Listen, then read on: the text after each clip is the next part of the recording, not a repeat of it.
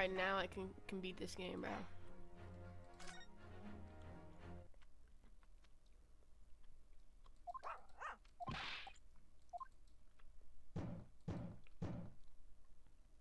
Is that the FBI? Who is that? What the heck are they doing?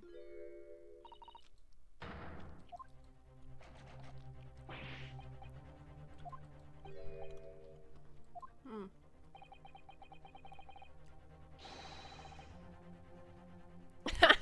He's gonna have to let him. Fine, I'll take the rap for it. Dang, he went quick. What the frick? Okay, let's go in.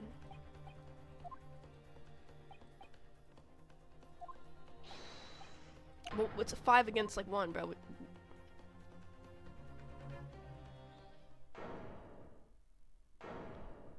Oh my god, is that a bomb? Oh snap.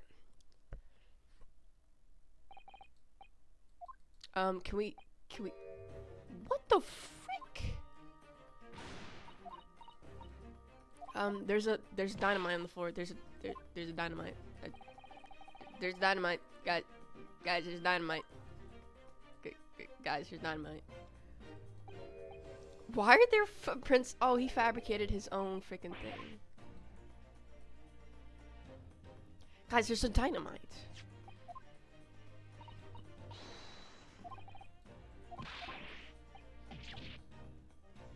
Bro, you should have let Sholmes open the door, bro.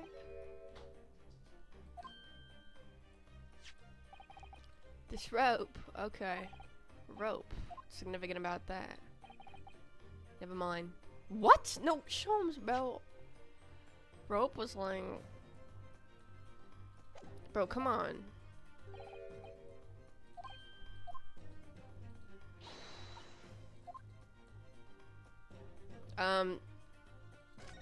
Sholmes. Okay, it's not lit up. But I don't like that it's there. Ah, Mr. Nahuda, yes, in point of fact, something rather fascinating. What do you make of this? It's a dynamite.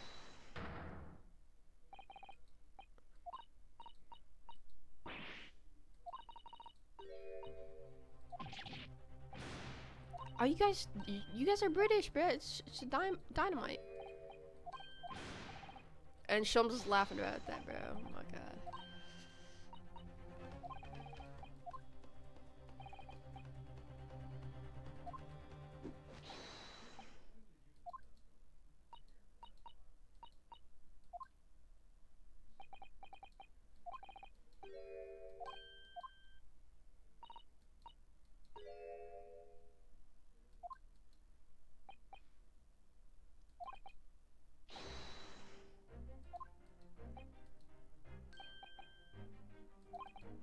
Here we go. No, are you serious? We're gonna deduct, bruh.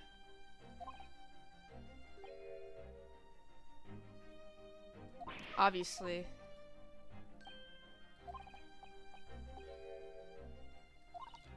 Okay. After all, it is a great detective. Civic duties at T Scotland Yard, the finer points of the trade. Why is he so bad?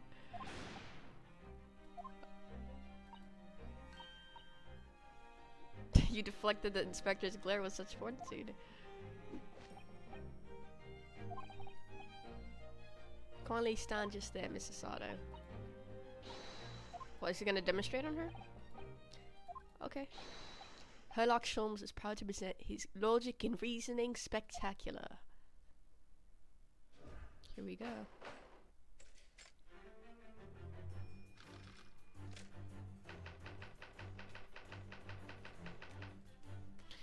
Conclusion.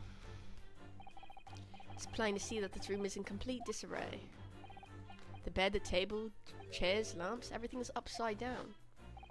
Almost as if every item in the room had until recently, well obviously, before falling straight down onto the floor. Indeed, the key here is gravity. Shut up! It would appear that technology has at last succeeded in freeing us from the great pull of the Earth. Dang, she's so short compared to him. For the gravity in this room was reversed, and then... Alright. The inverted furniture clearly reveals the truth about the part gravity played in this whole business. I quite understand your skepticism, Mrs. Sato. I too was incredulous at first. However, my conviction is my analysis was cemented when I observed this. An anti-gravity, bro. It's a dynamite, bro.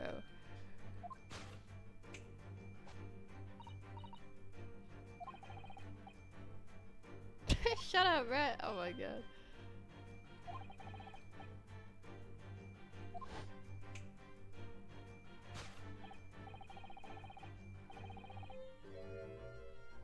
Alright, well we know that's not true. We need look no further to explain the state in which we now find this room. The direction in which gravity acts in here was reversed by Mr. Drebber before being restored to normal. Oh my god, I'm just gonna shut up. This scene in a dream I once had when I fell out of a bed.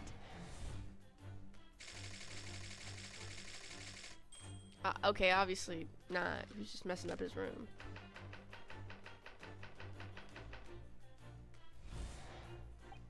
Now let us consider the next conundrum. What was our engineer's friend aim? Indubitably, the greatest clue we have to explain this action is above our heads. Bro, it's because it's fabricated, you losers. The reason there are footprints on the ceiling is because of the nearby skylight. Of course, Drebber's aim was singular, to escape. Psycho, what? Oh wait, he might be onto something actually.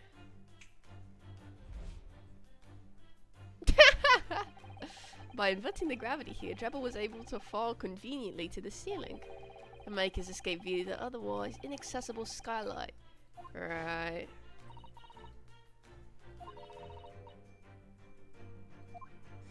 Yeah, because also you can't turn gravity around. I don't know what he's talking about. Falling up is both scientifically and philosophically a rather interesting concept.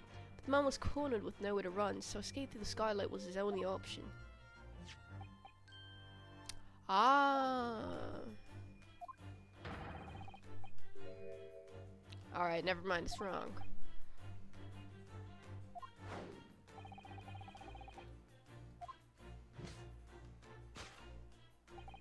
He reversed the pull of gravity and fled via the skylight. And personally, I should very much like to reverse the pull of gravity. No, do not touch that dynamite, homeboy. Yeah. Whatever you say.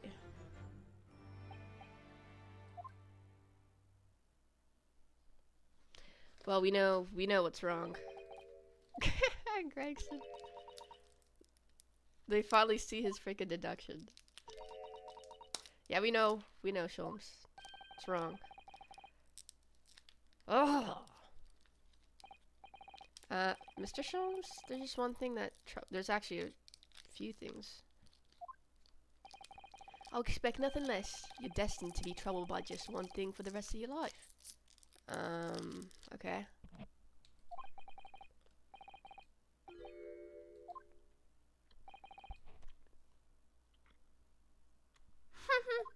Oh my god.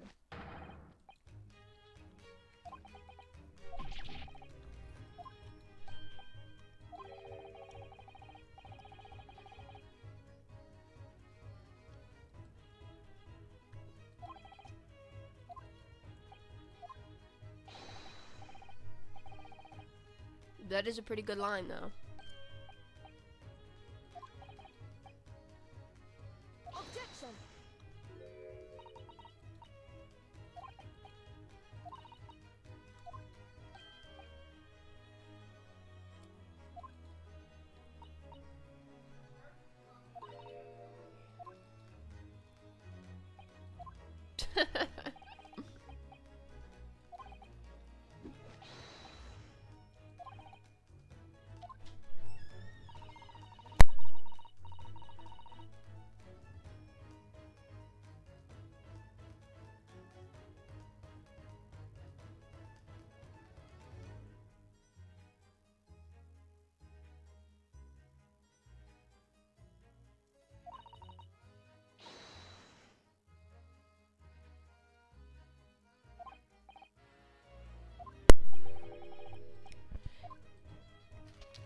we're chasing after in our group.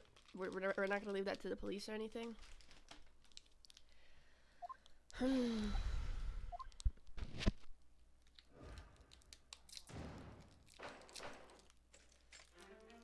Hold it, Mr. Sholmes.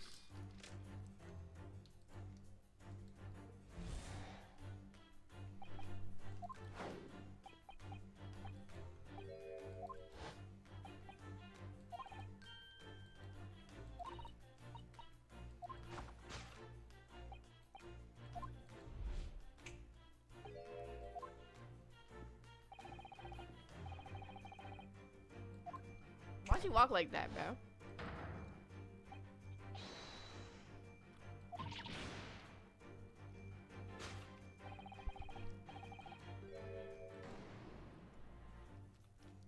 Are you sure you didn't just have a fit?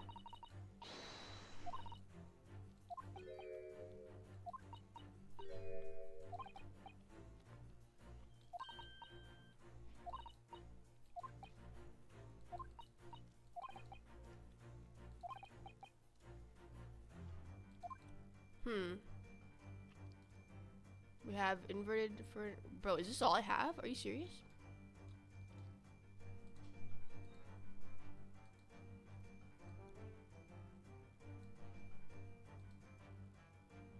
What is that?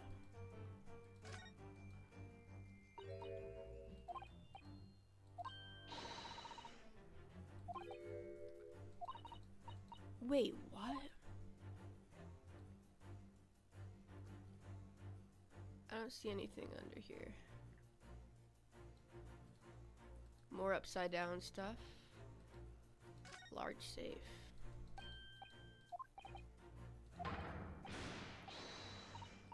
I guess that disproves it. What the frick?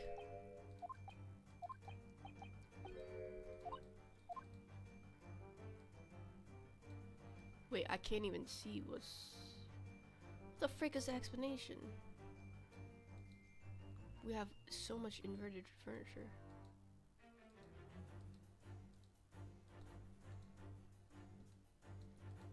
We're just gonna have to analyze these, I guess. Oh well. So if it's not that...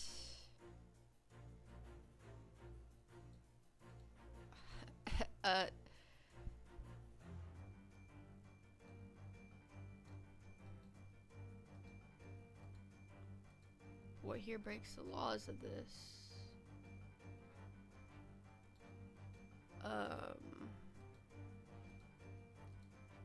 We only have inverted furniture.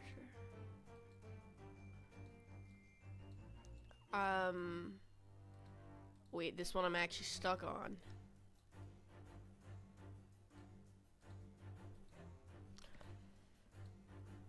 We have large safe for some. That's why is that conveniently freaking bolted in? Bro, am I dumb? Am I dumb? I don't know how I didn't notice that. It's obviously that. Why is that freaking vase upright, bro?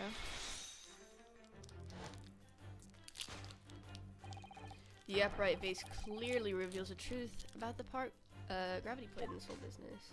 It didn't.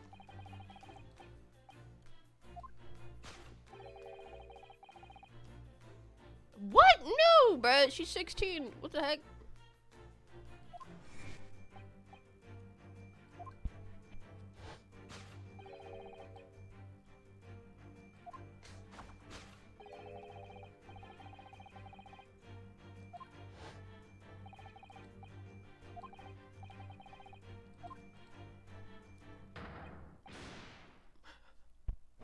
That was pretty obvious, but...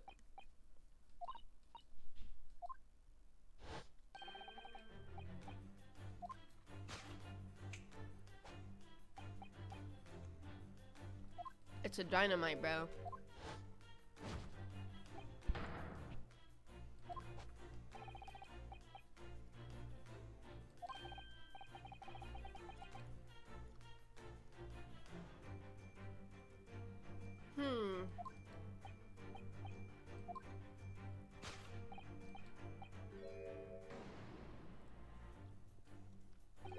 Bro, he's still... Oh my god.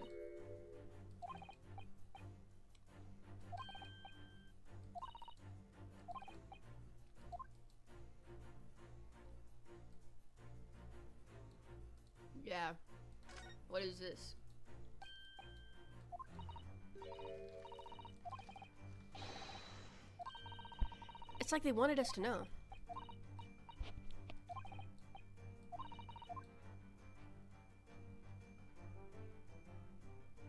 Take that! That is extremely weird.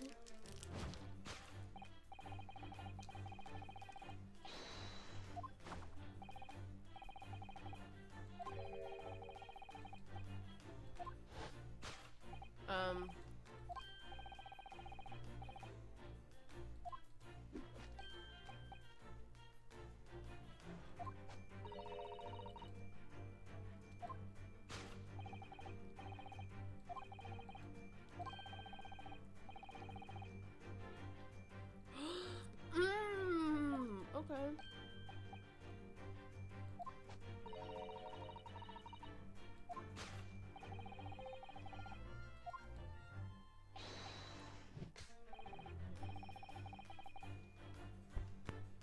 Well, why can't I talk more, dude?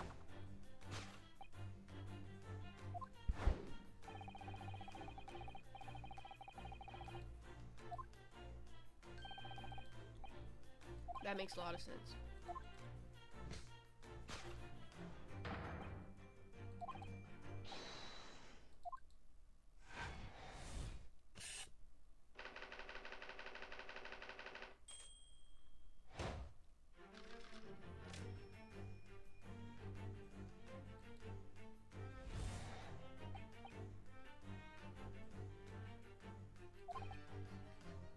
What was our engineer's friend's aim?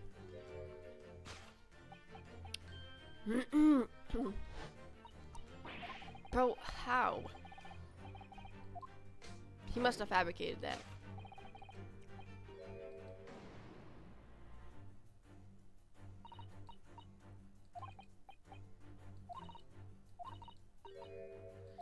Bro, he was freaking putting our faith in Mr. Sholmes is what gets us in these situations in the first place. Balloon. Why is there a shoe? What the what? What the what? How?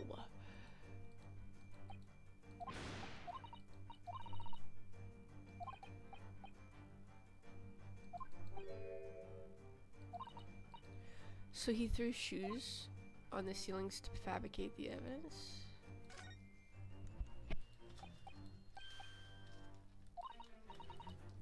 Bro, if only Inspector Grayson let us in here earlier, bro. Oh my god.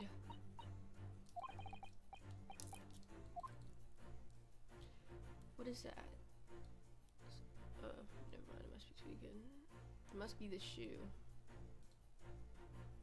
Take that!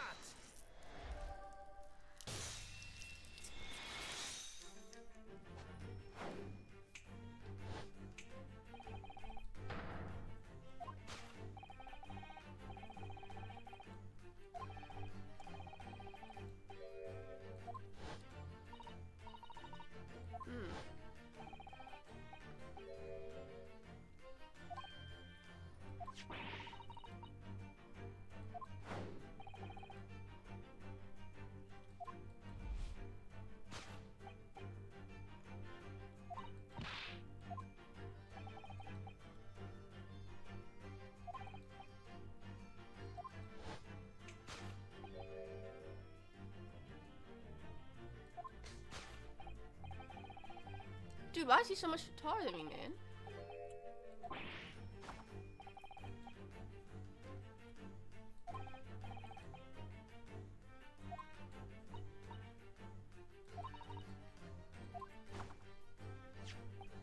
Bro, just grab it, bro.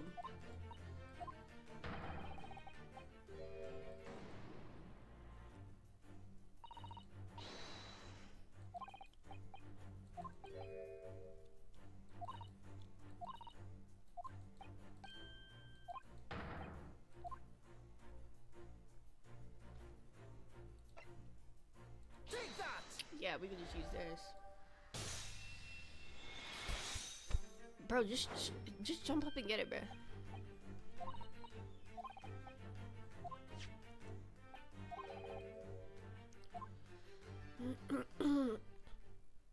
Alright, let's shoot it.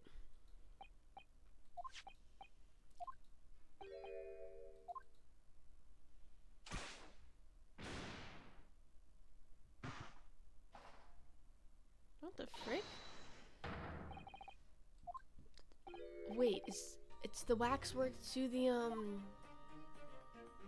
head of the figure. Yeah, I figured this out a long time ago. I understand exactly.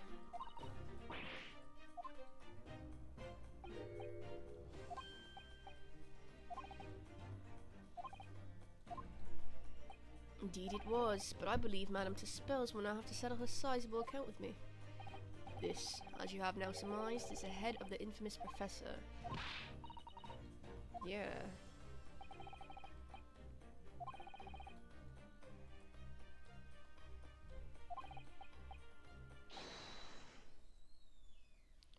Who's that? Dang.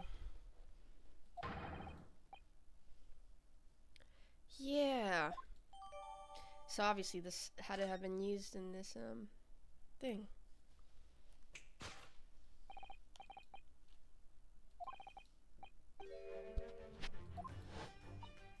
The architect? Who? Yeah, he still must be in this room, right?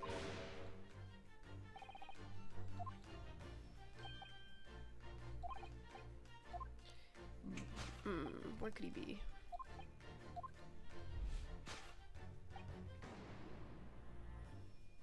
Must be the... He must be hiding in this wardrobe, bruh. Take that! What?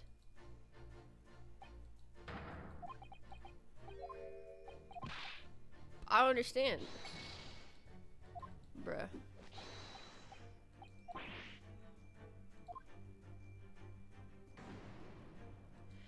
What the frick? Where could he? Well, that was just.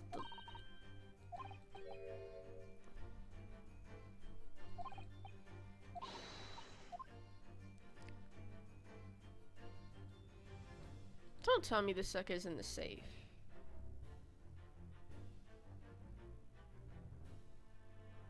Take that! He's in the safe, bruh.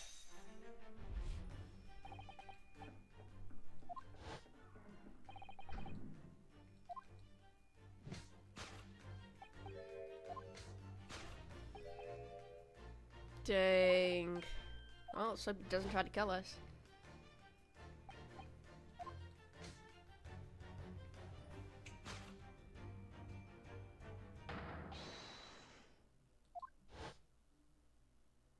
Yeah, come on out now, man. Thus concludes Sherlock Sholmes' great deduction of this topsy-turvy puzzle. Alright.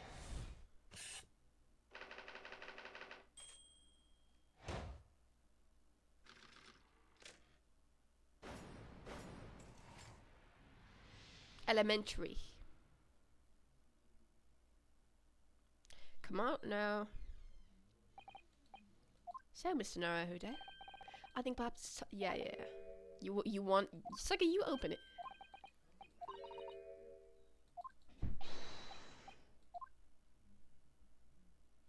Well, hopefully he doesn't have a knife. Okay, he's definitely in here. What the frick? Are you gonna attack us? Get him away from that dynamite, perhaps? What is this guy doing? What the frick?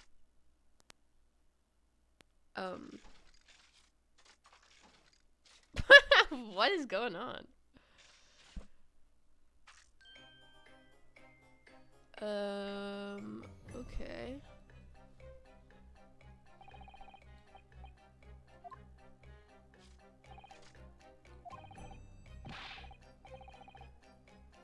You better start talking.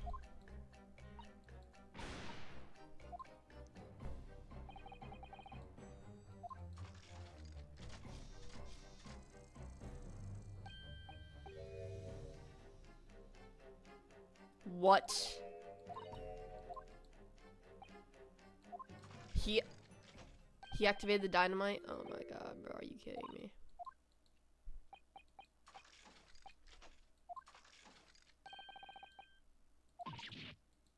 What? It didn't even look to be activated. What? Are you kidding me? Well, Mr. Sholmes, Only 7 seconds to spare.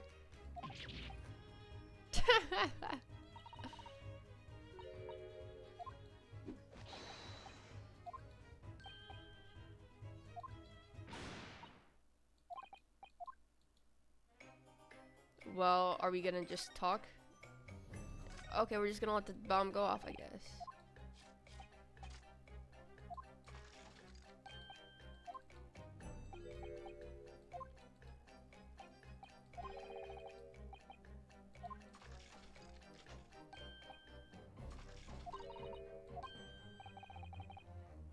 Why were you whistling, Mr. Sholmes?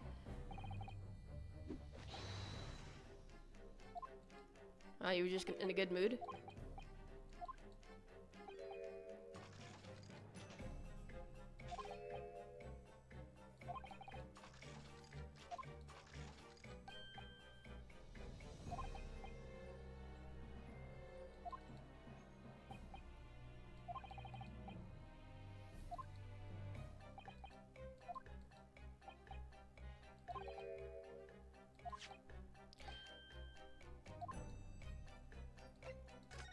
So we're literally just gonna let this thing blow up.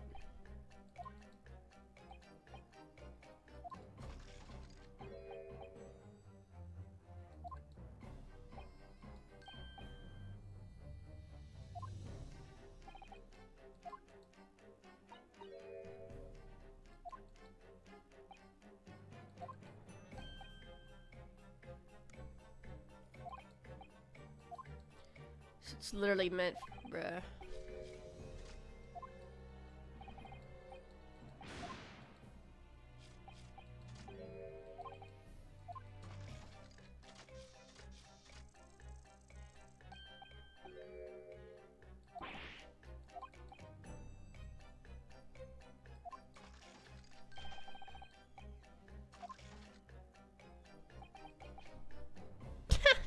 It's not Shum's fault, he's just a little slow. Something wrong, Gregson? Do I have something on my face besides the usual eyes, ears, nose, and mouth?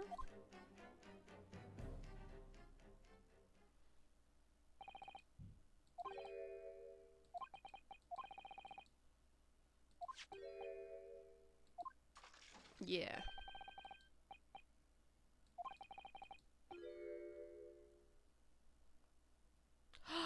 What the heck?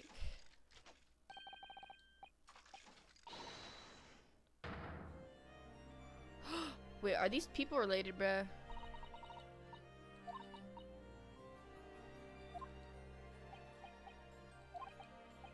Bro, there's dynamite on the floor.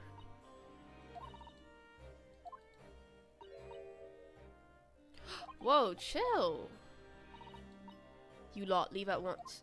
It was an accident, my dear madam. There's no such need for a threatening tone, I assure you. After all, that's no way to greet an old acquaintance, is it, Dr. Scythe? He knows her? Hello, Sholmes. Dang, Mr. Sholmes knows her? If it's protecting the machine next door that's causing such a sour expression on your face, you are quite misguided. It's really nothing more than a shell, you... Get out. But of course, we'll show ourselves the door. I see you haven't softened at all. Miss Naruhodo, yes? It would appear that our delightfully entertaining investigation have run the course for today. But Mr. Sholmes... Bruh. Alright. Poor Gregson, bro.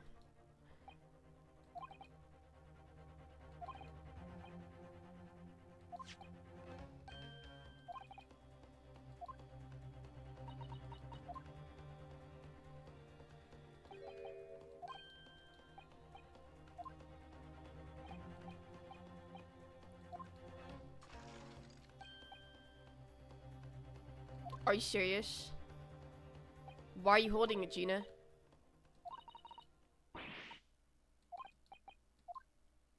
Oh my god, are you serious?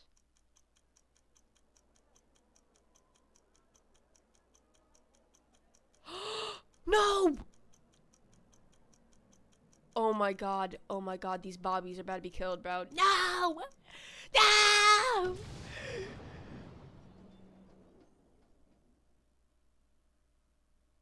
Bro, Baroque was standing right next to that.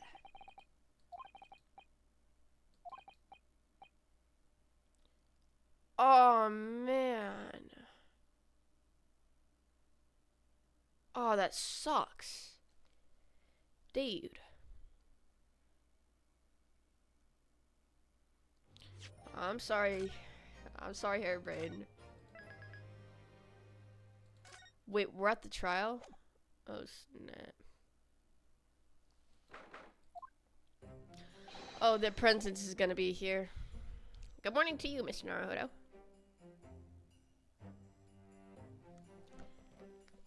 Good morning.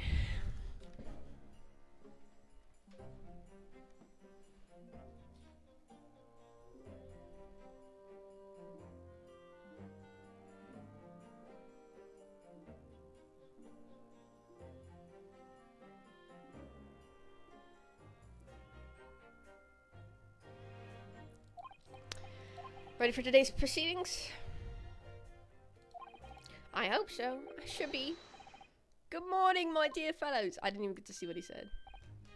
Mr. Sholmes, you're here. Why, naturally. True gentlemen stand shoulder to shoulder with his friends in battle. At all times. You weren't here yesterday.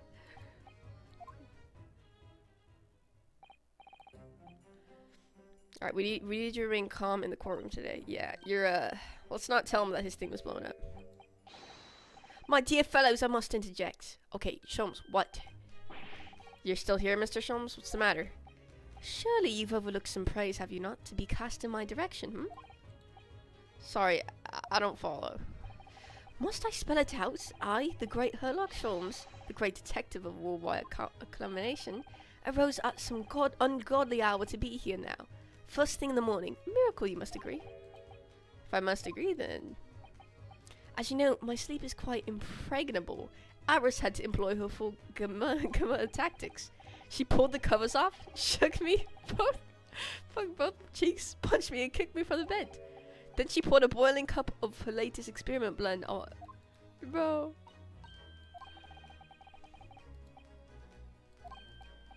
I sense the spirit of a fellow scientist. I'm the one worthy of praise here, not Iris. This is my victory. Sorry to cut in. Who is this? Oh, Gregson. Gregson. Yeah, I hope Strongheart didn't freaking give you too much of a hassle. Gregson, my dear fellow, why the grim expression at this delightfully early hour? Oh, I don't know. Maybe because I've been confronted with a grim expression, eh? Dear me. Are you gonna take that insult lying down, Professor? What? What? I don't know. Anyway, here's the paperwork you asked for. What paperwork? Oh, I took the liberty of requesting it yesterday. I have a feeling it may prove useful. You wouldn't believe the hoops I had to jump through to get this brought out of the archives. It's a professor's autopsy. The mass murderers? Baroque's brother was murdered? He's quickly executed. Thank you, Inspector. And yes, much obliged, Gregson.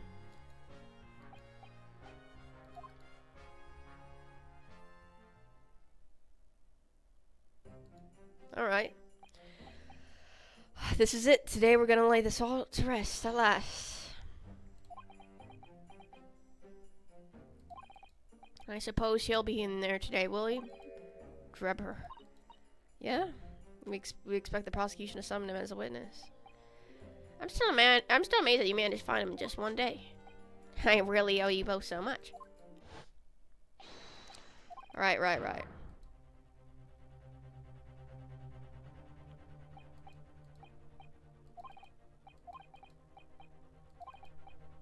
Alright, this is... Okay, I'm scared for this trial. Yikes. I'm scared.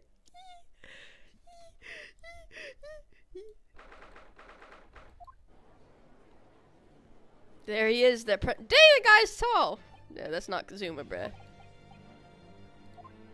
He's almost as tall as Baroque. Never mind, I take it back. He's short as frick. Prosecution is ready, my lord.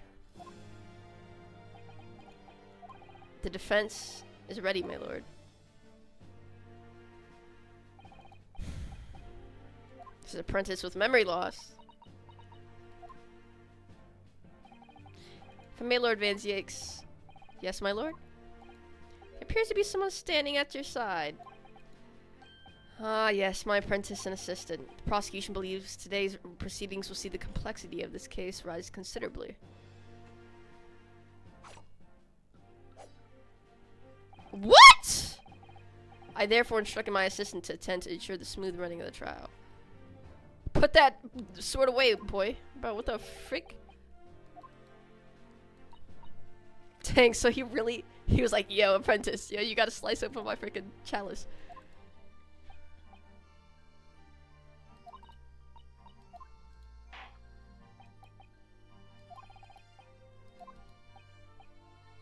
I take, okay.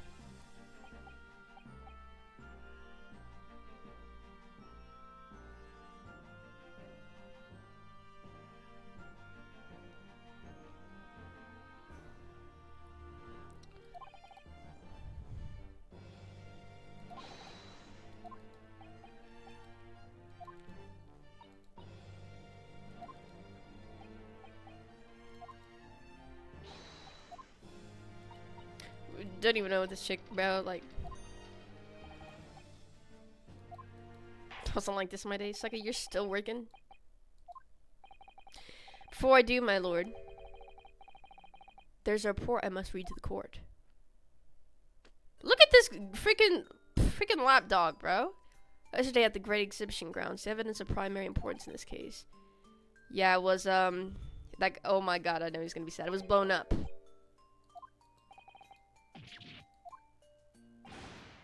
Put that, bro.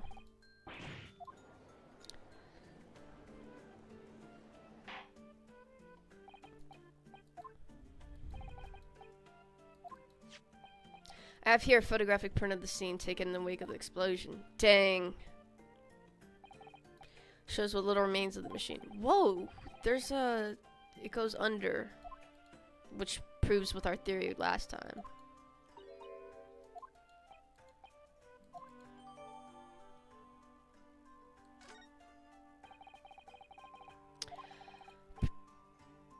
Okay.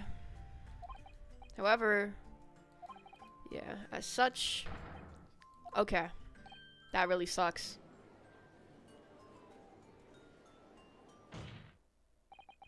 As it stands now, with no evidence on which to draw meaningful conclusions, the authenticity of the kinesis machine. Aw, man.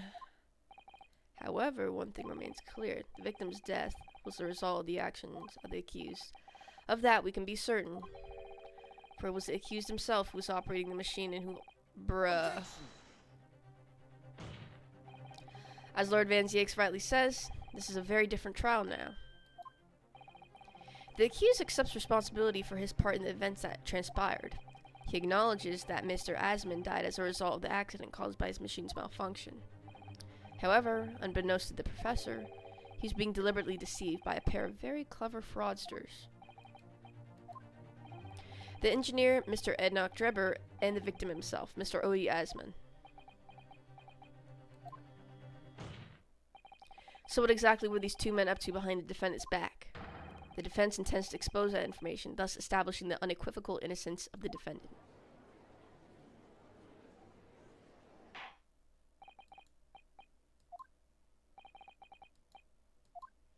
Yeah, summon that moron.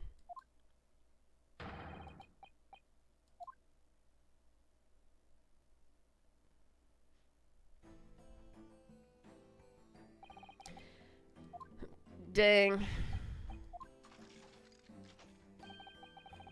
Hard to pin down. Okay, buddy, but you're pinned down, right?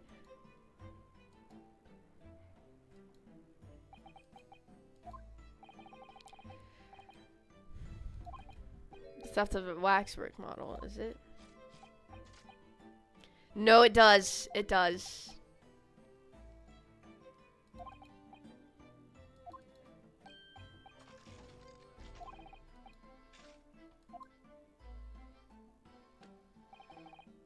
It was you, Mr. Drebber, who constructed the vast machine used in the experiment. So our investigations indicate. Can you confirm your involvement? Right. Liar.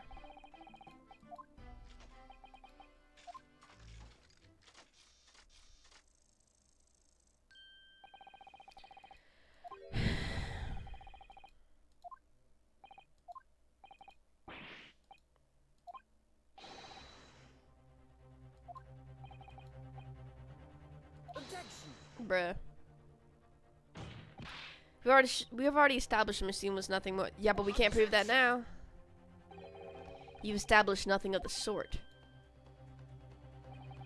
All that was shown during yesterday's proceedings is that the same outcome could have been produced by means of strange trickery, or stage trickery. The defense merely proposed a method and demonstrate. Bro, how are we supposed to prove it now? The machine's.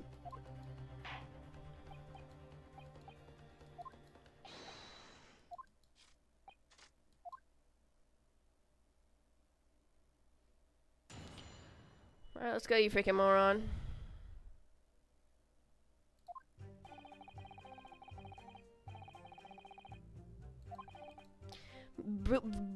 Blueprints, and I constructed the machine.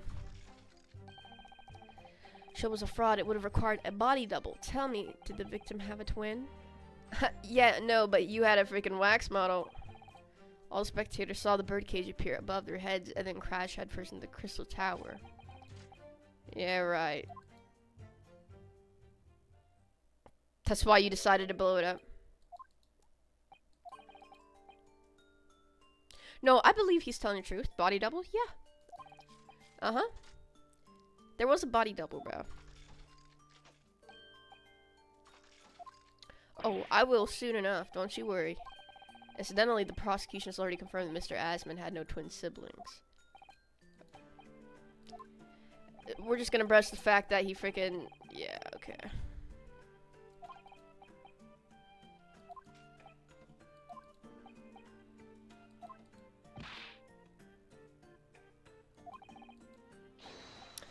As a swindler who preys on innocent scientists to yeah.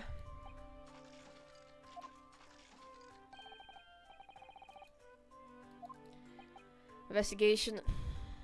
Alright, are you serious, bro? Evidence? Oh my god.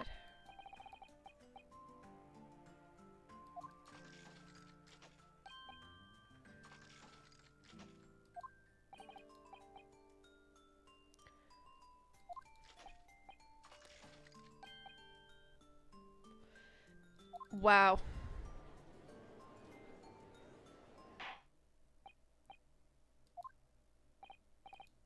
Of course, my lord.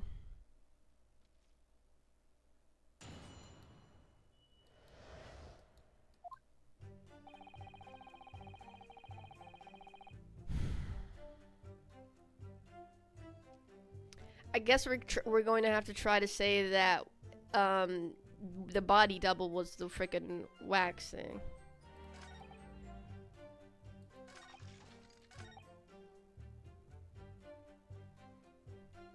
To the crystal tower? I am pretty sure that's not what happened.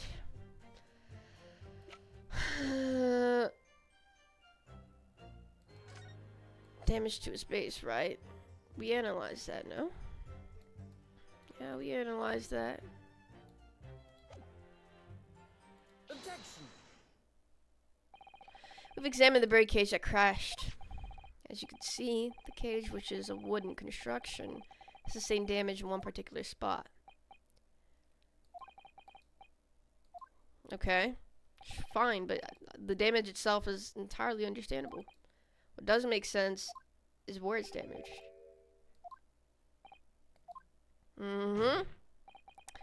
All the breakages in the wood are at the base of the birdcage, not the top. This guy's getting nervous already. That's right, my lord. The birdcage that was at the scene is damaged at its base. So we have reports of the birdcage falling headlong into the crystal tower, yet the damage is at the bottom. I'll tell you why, because he used it to escape, bruh. The only way to reconcile these two facts is to accept that there were two bird cages into play that day, which were at some point switched. Switched during what wasn't a scientific experiment at all, but an elaborate piece of stage trickery. This guy's folding already.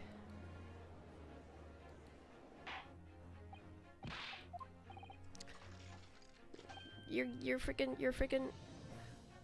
Why is Unk on the Enoch Drebber case? Oh my god. Yo, shut the frick up, man.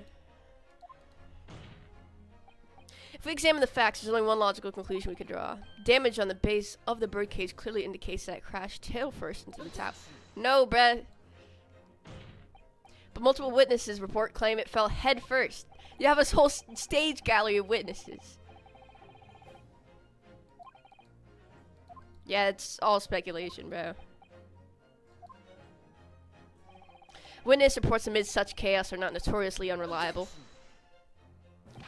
What the freak? The victim's neck was broke. He plummeted 30 feet inside a heavy wooden cage. However, he fell. It would be unsurprising to find one or two of his vertebrae crushed. This guy folded in 30 seconds.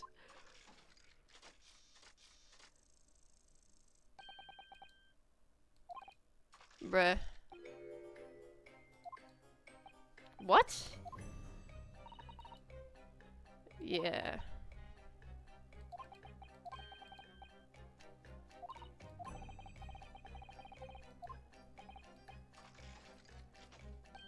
Defense appears to have forgotten. This obviously wasn't a trick.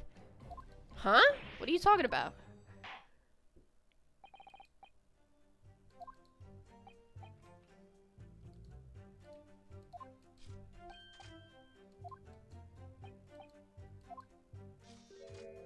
What the frick is he doing? The kinesis clearly took place. Nah, but you see, there was. I bet you we have to analyze the fallen picture. There was a there's a thing in the ground. Is it on this one? Under here, am I tweaking? Am I tweaking?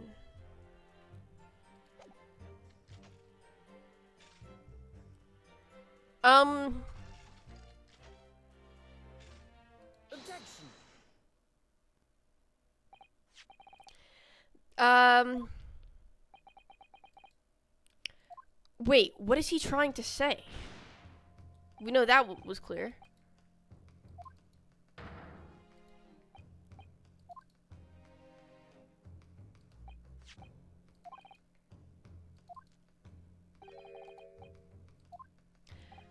I think, yeah, I know exactly what it is.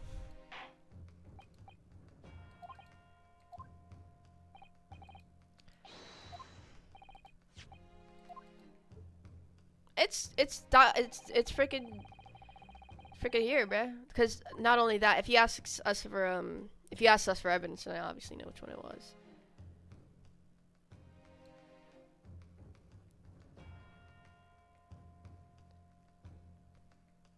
Must be here. Take that! Place I'm referring to is here. Yeah, and I have freaking evidence. Is the height of the stage itself. Is it also 9 meters?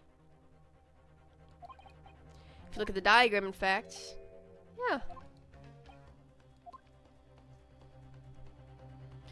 Literally same height, man. When the experiment got underway, the machine and the birdcage were engulfed in steam. Also, there's a freaking thing here, bro. The birdcage and the one seen by the audience would have fallen almost exactly the same distance. For real, bro. Once again, my lord, this all points to the fact that there was not one birdcage, but 2. My learned friend has no Yes, I do! No, I got it. The stage still stands. Look at the freaking thing. Moron. Yep, most likely blown open by the force of the explosion. He destroyed that, but it really just gave us new evidence, bro. They didn't investigate that before? Alright, bro. Mr. Drebber? It was you who built the kinesis machine, which means that it was you who built the 2 bird cages that were used to carry out this deception. Whether Professor Harebrain's hypothesis is sound or not makes no difference, because it's the construction of this machine that matters. A machine designed to take Mr. Esmond's life. And lay the blame firmly at the professor's door, something that could have only been carried out by you.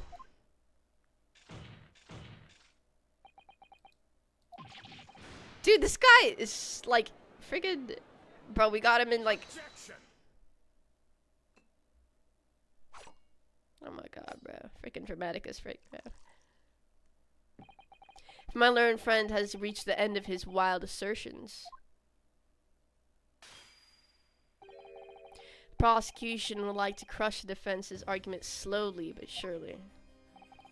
Okay, go ahead. See if you can do it. Okay. Firstly, before and after the experiment, the witness went nowhere near.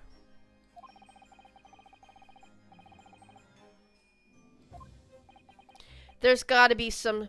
You know what? You know what? I know exactly what happened. When he told the defendant to switch certain switches, I'm sure one of them was like switched lower, you know, to open that freaking thing at the bottom. Objection. No, he didn't. I agree.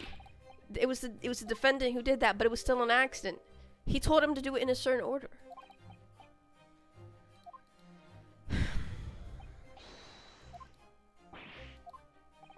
Okay.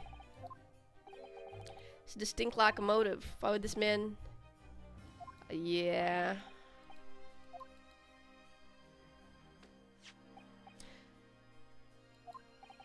Contract?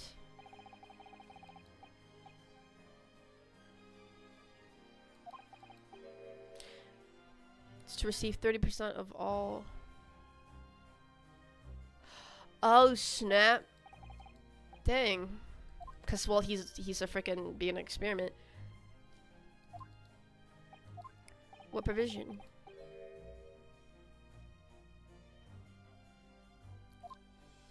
Oh no.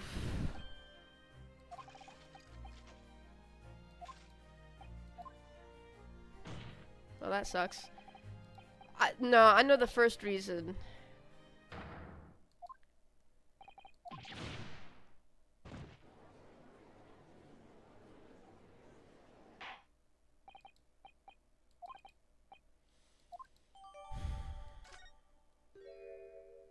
Bro, he said it in the first... Bro. He couldn't... No. Bro.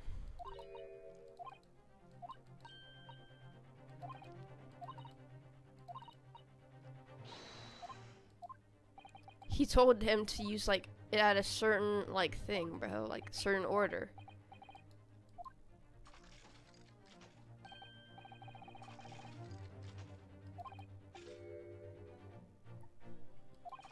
Okay.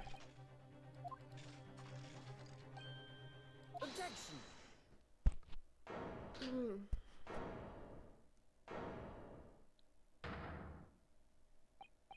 At the beginning of this trial, we believed that there was only one bird cage, and now we know there must have been two. In other words, there was more to the demonstration than we realized at first. So there's obviously more to realize too. The same applies to the culprit. All right, stage demonstration. He told him to do it in a chronological order, bro.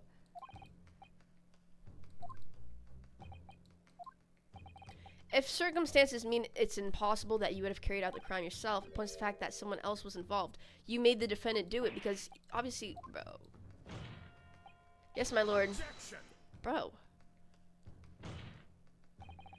An accomplice now? Well, no.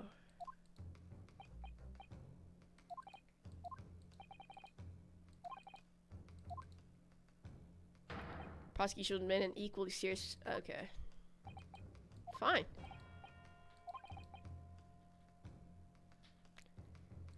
Wait, accused. I'm not saying he did it on purpose. It was an accident.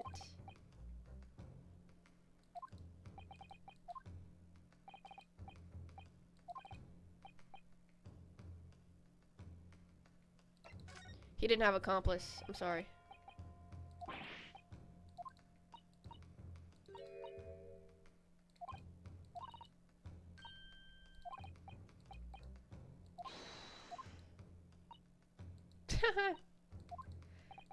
The defense... Okay. Okay.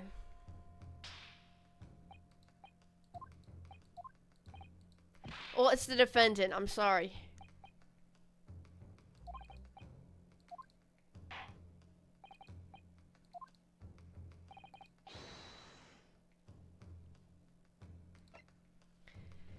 Okay, let me think about this for a second. Oh yeah, who the frig? Okay.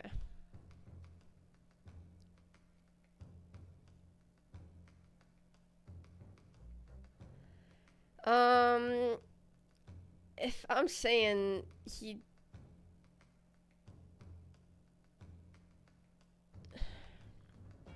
So there is an accomplice. So I'm just gonna have to assume that the accomplice did it on purpose somehow. Now, who would that accomplice be? I have no idea. So we're gonna take a guess. Obviously, it's none of these suckers. And I know he didn't do it on purpose, but I think the way in which he did them were involved.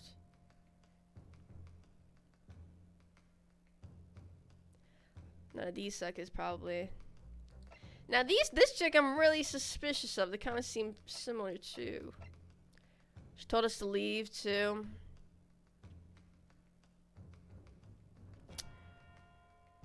Perhaps. I would say he didn't have an. If they're talking about the button thing, maybe. But if they're talking about another accomplice, then I'm gonna only have to assume. What's wrong, my Nipponese friend? What? I wasn't even done. Oh my god. Okay. What I'm scared of is that her and Strongheart are close. The person who colluded with Mr. Drebber in order to carry out this wicked crime is that freaking doctor. What's her name? Courtney Sith. Right.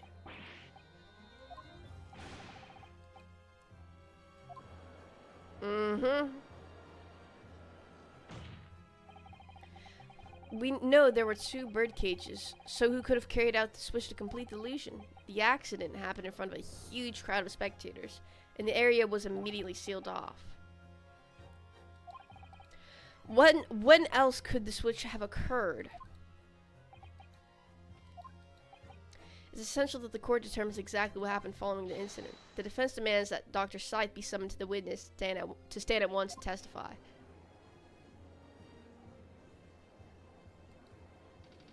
But I do think the defendant, bro. Sucker, do you even know her, bro? Oh my god. Oh my god.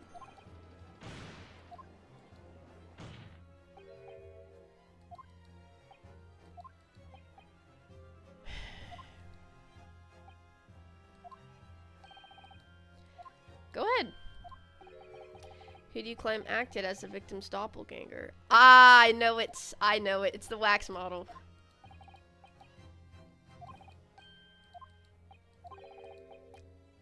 Yeah, but there was a no. Okay.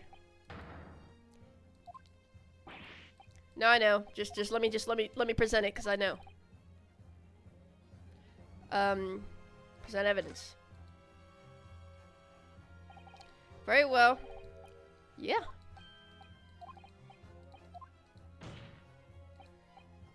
Okay. If you give me freaking time to. Yeah, game, I know. Just let me present it.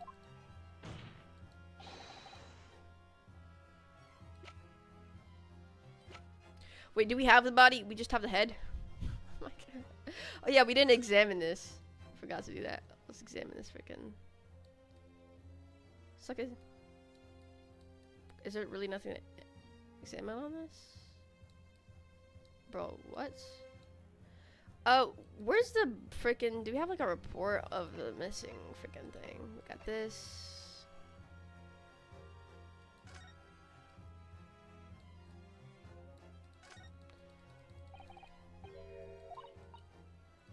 Yeah, because we know it's on freaking the glass from the freaking thing when it was turned. Like, come on, bro. It's obviously the freaking...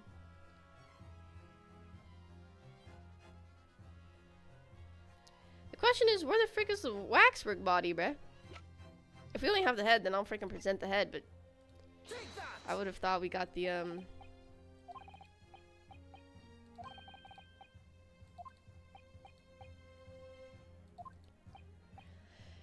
Yeah, it was the wax. Just say it, bro. Why am I scared?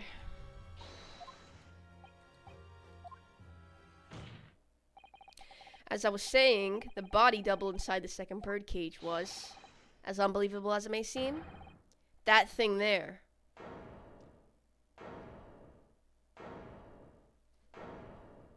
Why are my eyes closed? Objection. I know you don't like to see that. Okay, my bad. It's kind of messed up for me. Open your eyes and look into mine, my Nipponese friend. Okay. Now tell me, what are you playing at? Hey, man.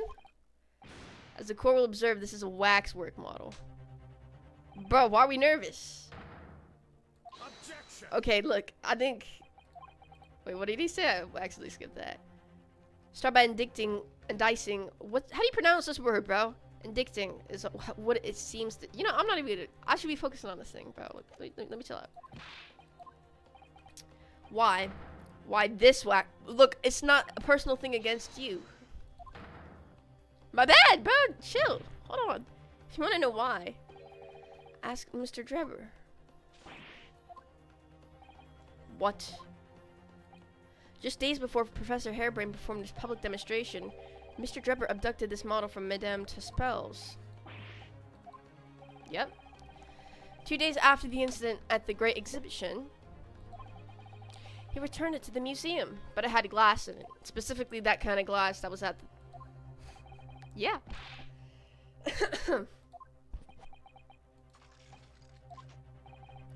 At first, I couldn't see why Mr. Drebber would have stolen the waxwork and then give it back again. Now, the reason's clear. He took it so that he could put it inside the second birdcage as a body double for Mr. Asman. Yeah, I figured that out days ago, yo. Objection. Are you hearing this? Bruh. That the witness fabricated this fast machine with the intention of deceiving some wretched scientist? Bro, what? Okay. See, he's not even giving me valid... Bro, and that, to effect the deception, he used a waxwork model that in no way resembles a victim. Are we really to believe this far-fetched tale? What do you decide? What? You can't do that, bro. Stop talking to the freaking jury, bro. Yeah, if you put it like that, of course it sounds implausible. You're bro, what's that fallacy called? You're watering down my argument.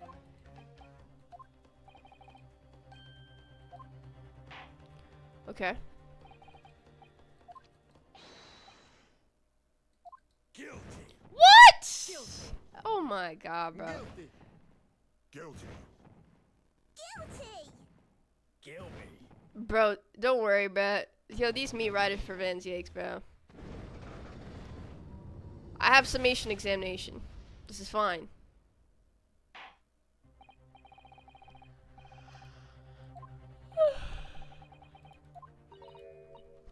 Yeah, this is nothing different, bro. But I think Baroque thinks we're doing this on purpose, which I'm really not, I swear to God.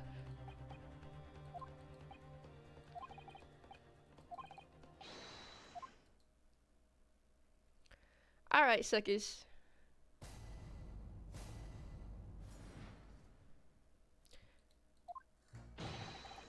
Oh my god.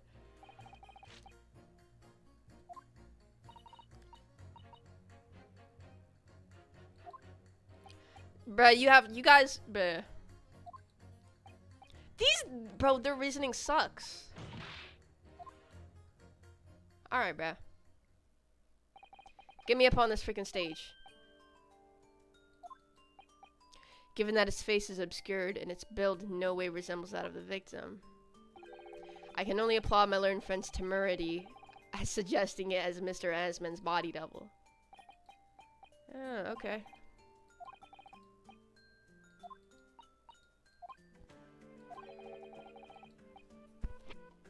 Why it had to be this model? That's a good...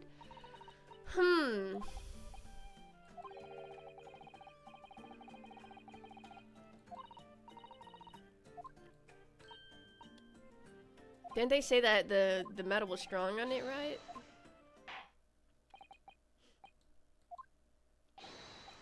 Alright, let me up on here.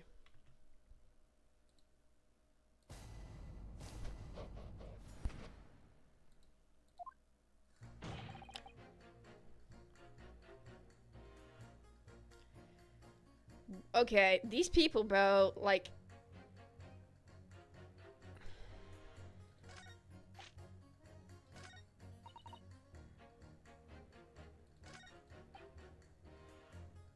Alright, we got someone who's not being too specific enough. What sort of problems? Whoops. Okay. Obviously, artists such... Okay. Not in my day. I knew it. Excuse me.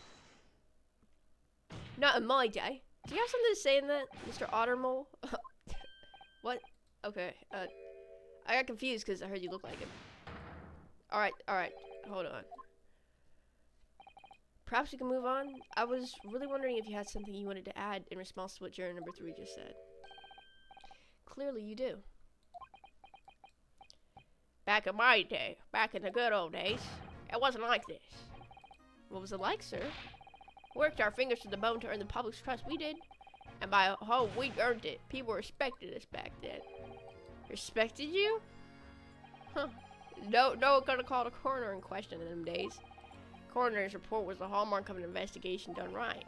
Especially when Dr. Courtney Stevens put her name into it. She was the best of the best. Hold it. Hold on just a minute. What are you freaking talking about? Who's Courtney Stevens? Stevens is Dr. Scythe's maiden's name. Her maidens? So, that was before she was married. So before she was... Oh, wait, okay. Stevens. I'm sure I have. Sorry to interrupt, sir. Do you think you could change your statement? Alright. Stevens! That does sound awfully... She was a legendary coroner.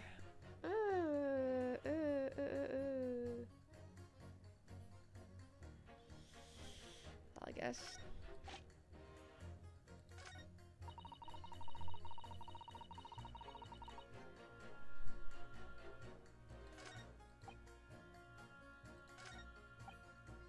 And he thinks it's a conjecture. You claim the whole instantaneous... Yeah, okay.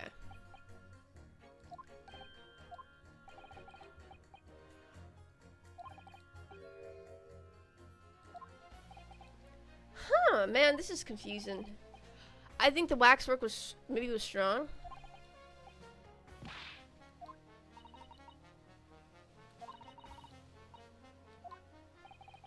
Evidence that the Professor Waxwork was inside that bird. I have evidence. Actually, I have something out. It's a glass. It's like a what? You don't trust anyone in black? Bruh. I analyzed this right just in case. Wait. Yeah, I did right.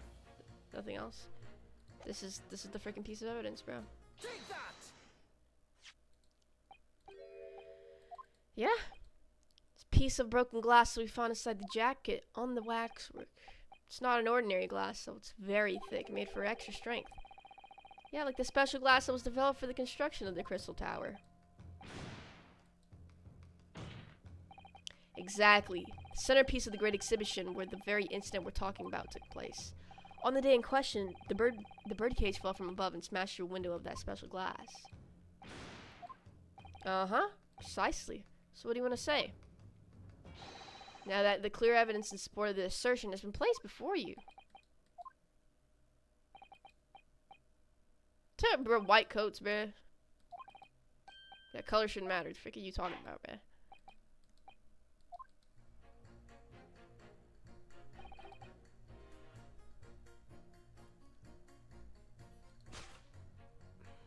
Who is the person that we amended their statement? I forgot. No, not you, not you.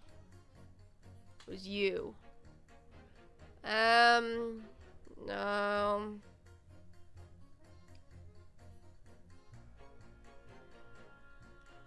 Wait, who was the,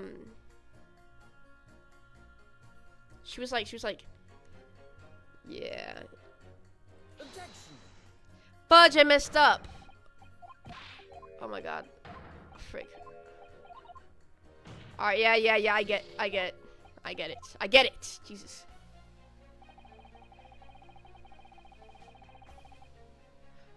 I think I accidentally pitted the wrong thing. She's a legend.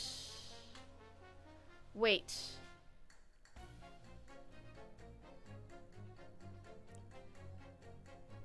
Oh, wait. I think I'm tweaking.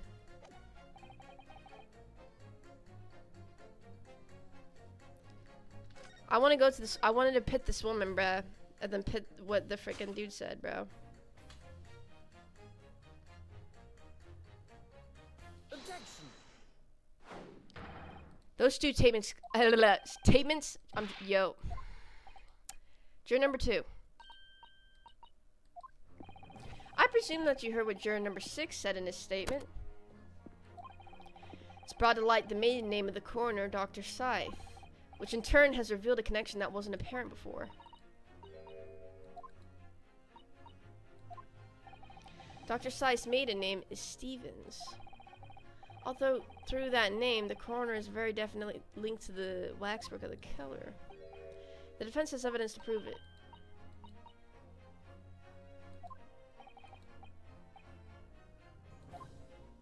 That was in the autopsy, right? Bro, my freaking DPI, bro. Where's the autopsy? This was it, right? Bro, what's wrong with my freaking thing? Courtney. But that doesn't say. Wait. We need Courtney Stevens. We need her maiden name.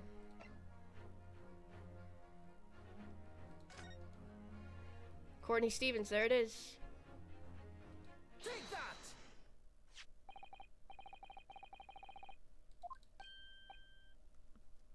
Dude, she did the same one for that other professor. And of course, yeah, killer known as the Professor. The man was a capital offender, so that's right. This is a certificate. This is the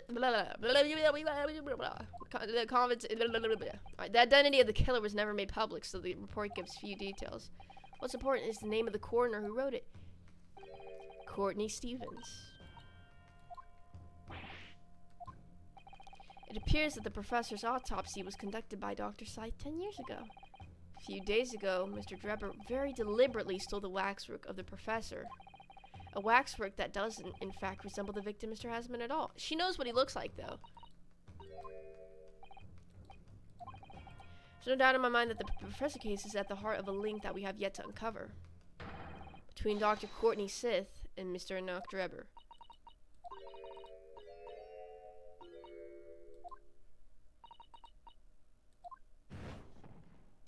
What about that other guy?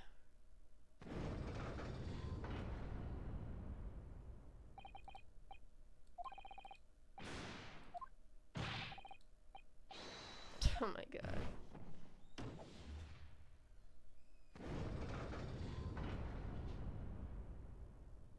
Right, we're probably gonna have to do this like another time.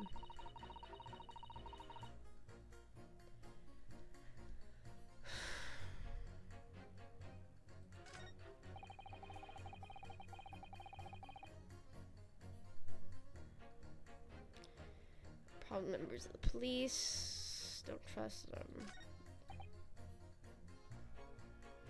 How did we not convince this guy?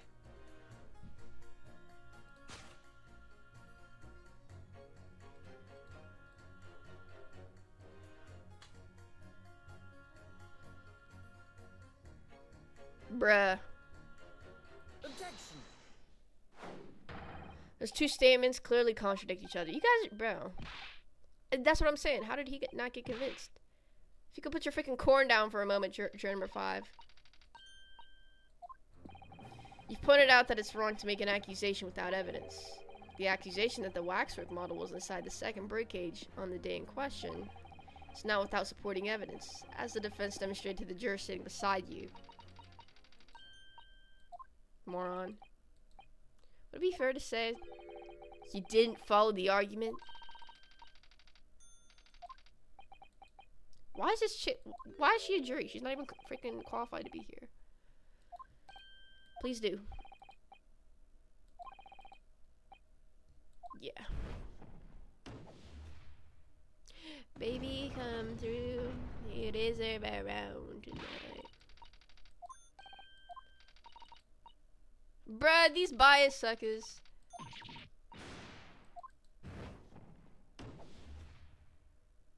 Alright, we won. For now.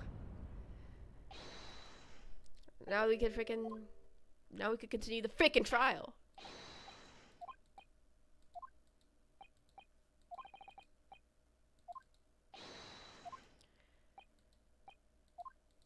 Yeah, for now. I'm so glad Baroque is not able to speak during those, bro. That's the freaking only piece I get.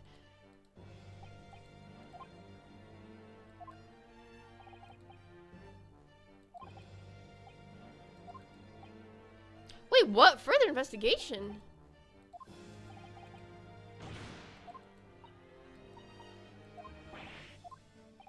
Wait, for real? The court is to delve deeper.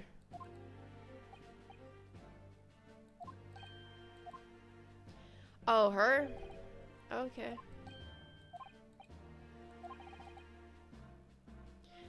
Yeah, I guess not though.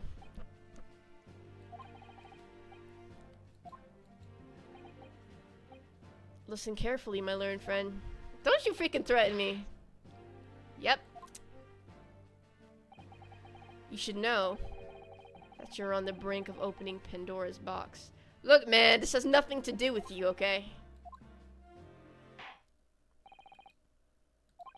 45 minutes? Okay.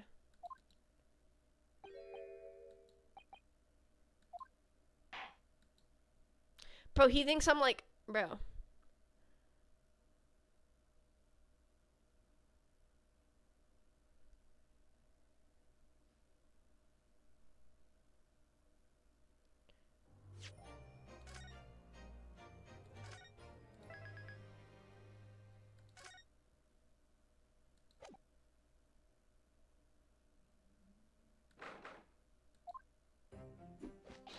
Ah, the knight errant himself.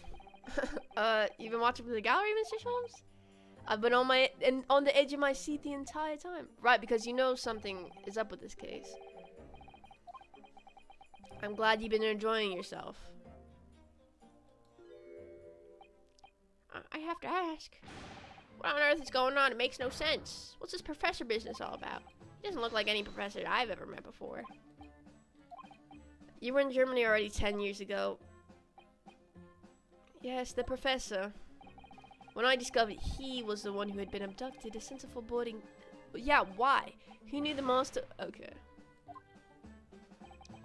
As it turns out, Lord Van Zakes is even more intimately tied to this case than any of us realized, isn't he? Yeah. And now, a waxwork of the killer who took his esteemed brother's life makes an appearance too. I imagine even the shrewd Mr. Reaper failed to foresee that kick in the teeth. An extraordinary move on your part, my dear fellow, to throw that in front of the man. You make it sound deliberate, and that's what I'm worried about.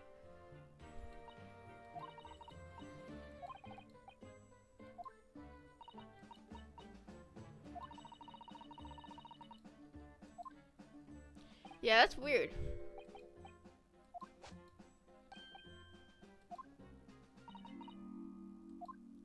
Is that the oh frit no. Dr. Scythe. Oh, Dr. Courtney Scythe. Nee Stevens, good day to you. Bruh. What in particular, pray? You requested that tent, bruh. Why would you assume such a thing? Bruh, are you serious, Gregson? Bruh.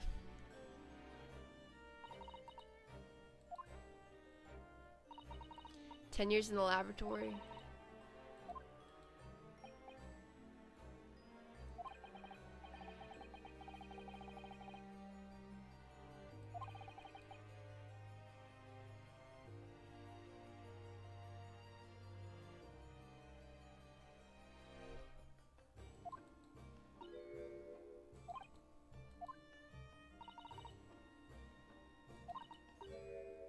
Huh? Lord Strongheart. Bro, this, bruh, oh my god.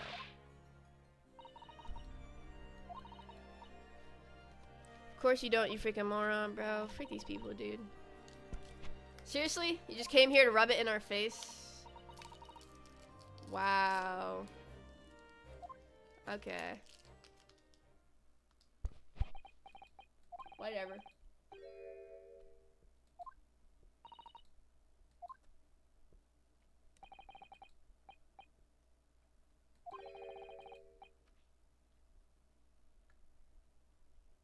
So it's like, you know something about it, bro.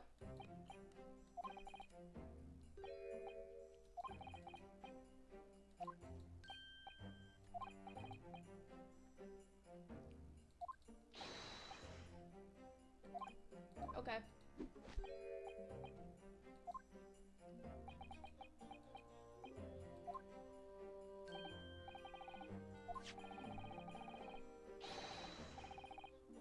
Okay.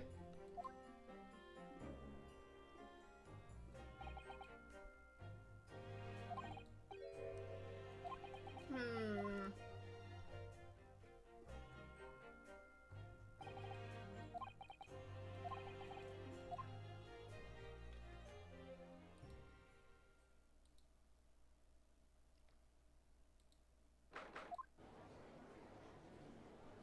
Bro, hold on. I'm gonna get freaking water, bro.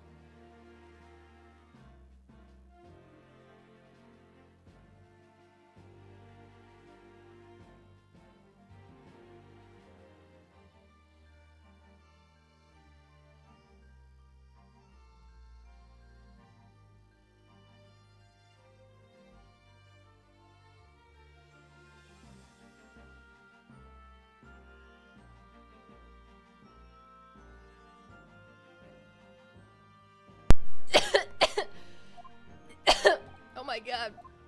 Oh my god. Bro. When you choke down freaking water like that, bro. Oh my god.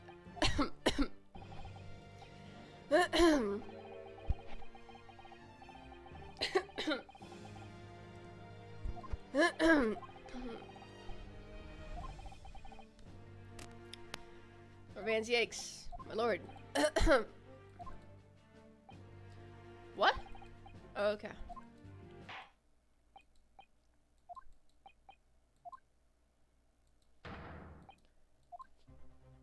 Boss, yeah, bro.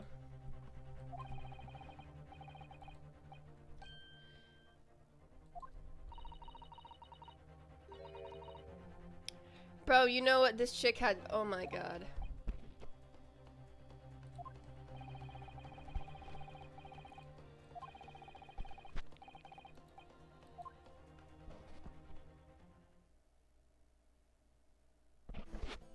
Oh, she's making Mr. Sholmes. That looks.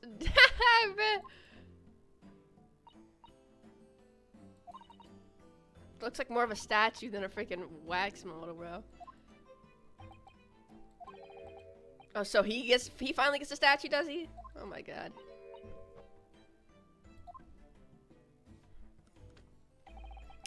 A number of days ago, a particular waxwork model was stolen from your museum. Can you confirm this? Oui.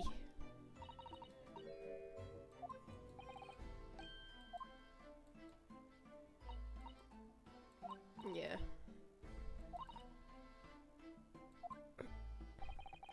At present, that is more than... Bruh.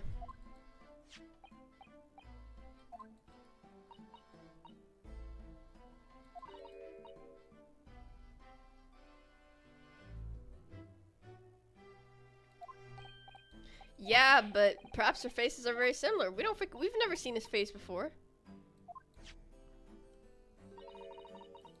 Yes. Why? This is absurd. Pardon? Yeah, this is absurd. I don't know what face you've carved onto your fancy figure beneath that mask, but clearly it won't be that of the actual killer. Okay, how do you... Well, I'm not even gonna ask him how he knows. Let me just chill out. The trial took place in a closed court. The proceedings were strictly confidential. The condemned man was summarily executed. His identity... Was he executed, though? Was he? I heard that story about him, like, coming out the ground, bro. I'm not saying he's a zombie, but maybe he didn't even die. It would seem you are unaware of the test spell's principles. What principles? How do you know what he...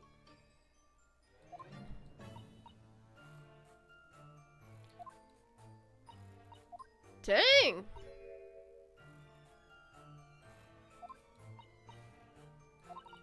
So you know what he looks like, I guess?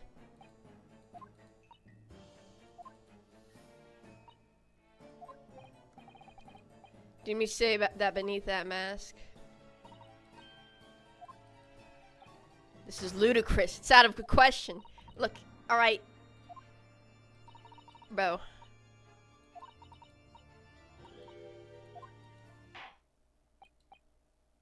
Open that. We have to see the face.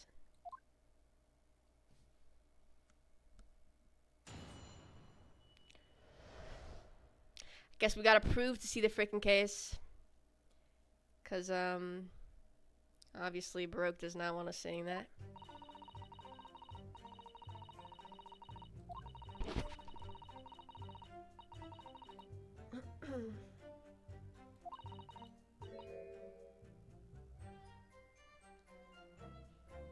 Dang!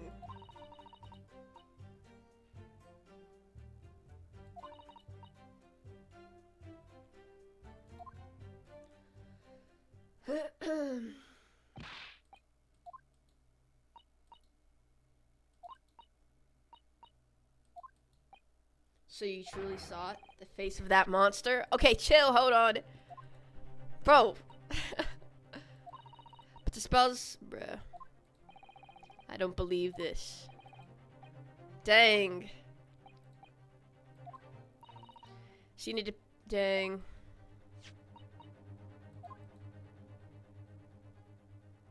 Haha, made him look like a zombie.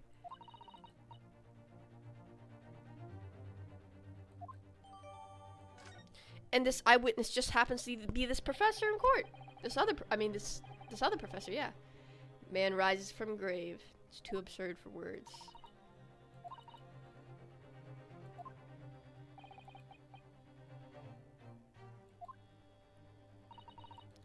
It's correct. The professor you see before you here. Weird. So the same exact professor that's involved in this case, not the murder one, but the normal one, was the eyewitness in that one. And he took the one of which he saw. Why? That is very weird.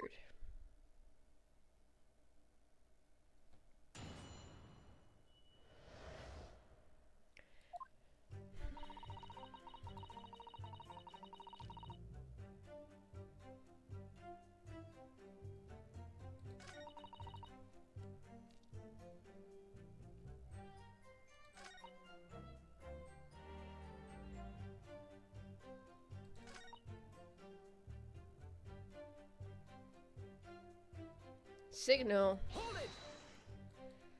Gravedigger! You know who the Gravedigger is? The Gravedigger is that freaking guy in this court right now. What the frick? Oh my god, that's... Oh, okay.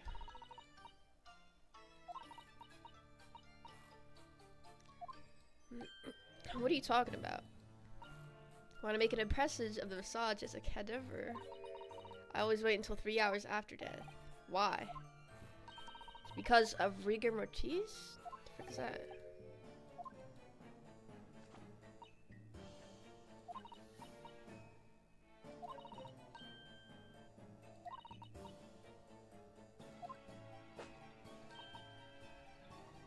Yeah. That was an education. Slightly scary one. Dang. For the time the mouth falls open, it's very difficult to do my work. It's probably significant, the jaw being open. So she missed the time. Okay. I'm just gonna say it's significant because I don't even know. Yeah.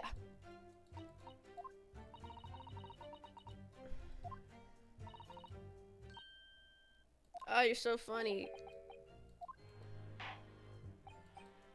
But, oh my god, that's something freaking Sheldon will say, bro. Very long time before the onset of rigor mortis. And I'm pretty sure we have a freaking what? Autopsy? Do we have an autopsy? I don't even know, bro. Why we and why? Was it?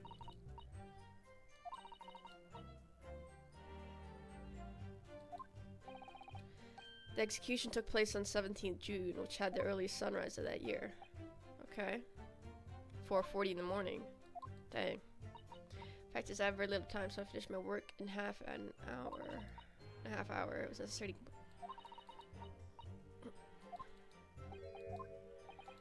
Is it me or what? Is it me or Mr. Sholmes seems to be taking shape more quickly now too? I wonder, is what she said particularly dude, I have two now. Let's just add it, bro. Unless just freaking add it, bro.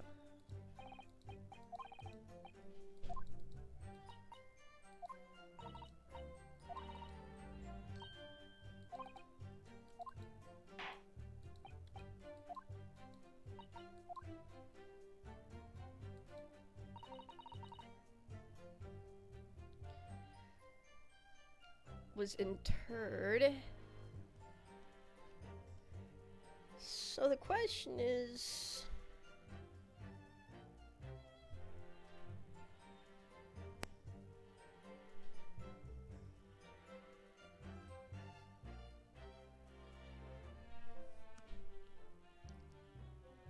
now if we just have the autopsy report to the other thing,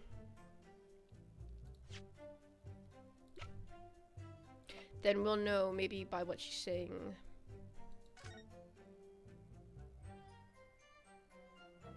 Wait, what?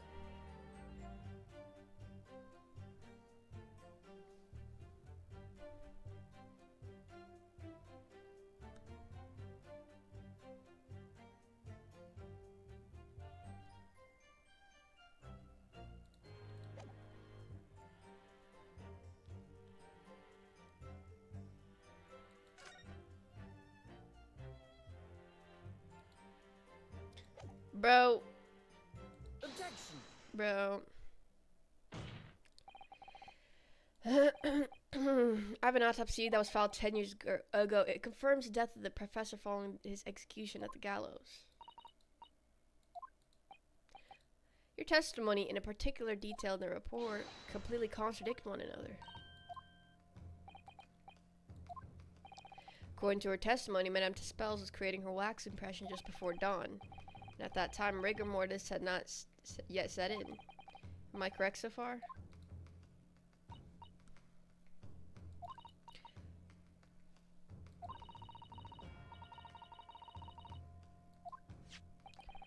But on the other hand, if you look at Dr. Sith's report, it's quite clear states the following. Death by hanging confirmed at midnight, 17th June. If the professor indeed died at midnight that day, then by the time you're sculpting his face, rigor mortis would have already have been set in. So was it not? I think she's telling the truth, but why wasn't it? This report is wrong. Objection. No coroner makes mistakes when recording the time of death. Maybe this chick did, because I don't trust her, man. There's only one possible conclusion. The execution didn't actually take place at the stated time. Impossible. Shut the frick up.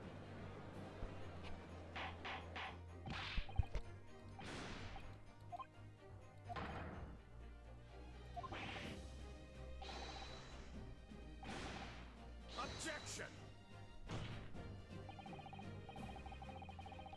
My learned friend appears to have overlooked. Okay, what is it? What fact? The professor died that night without question. Okay. Objection. Yeah, the professor died that night. But what if he didn't die at the gallows? Yeah, not all hanging. Okay. What exactly are you suggesting did happen in that case? He was alive. Oh my god, he survived.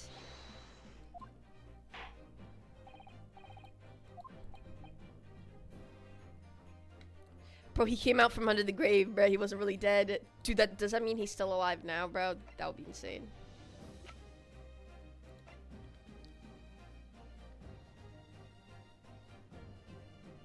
Where's the thing we have? Well, obviously it's this. Take that. What happened that night is written very plainly in this newspaper article. Executed criminal returns in the dead of night at local cemetery. You're suggesting it was a corpse coming back from the dead now? No, I'm not saying he died. The professor assumed dead following his execution emerged from his grave and was killed again. Objection. Don't be a fool. That's simply a rumor, published by the Gutter Press. Can you be certain of that? Are you serious? The point is, as the article says, there was a witness to what happened. Objection. Of course there was a witness. The story didn't write itself. Obviously the man made it all up. Objection. On the contrary, my lord, we all know this witness well. Oh, the guy in front, the guy we were just, yep, the guy with the monocle. Yeah.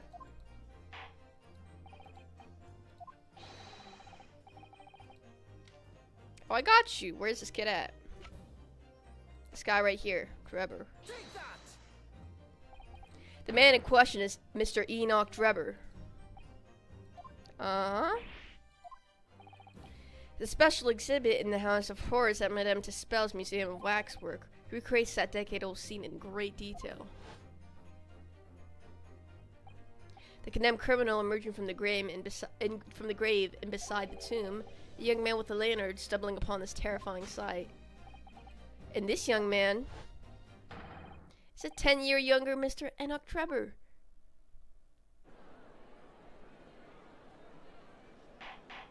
Uh-huh. Drebber was there in Lowgate Cemetery?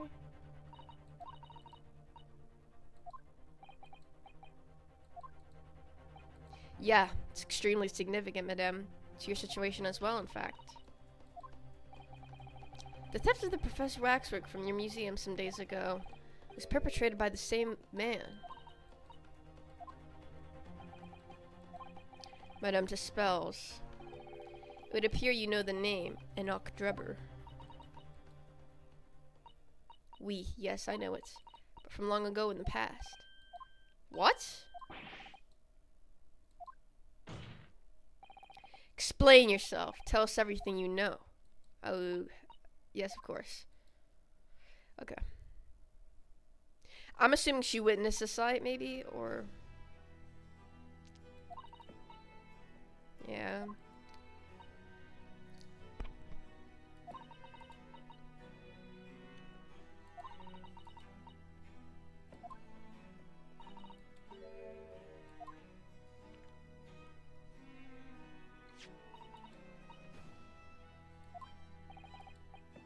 Hmm.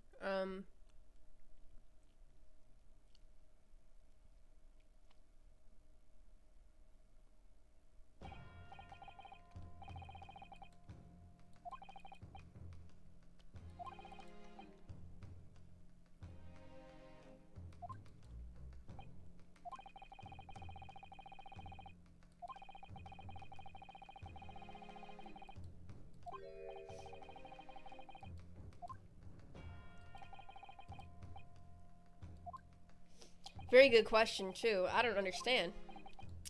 Which brings us to 3 days ago when the birdcage crashed into the Crystal Tower.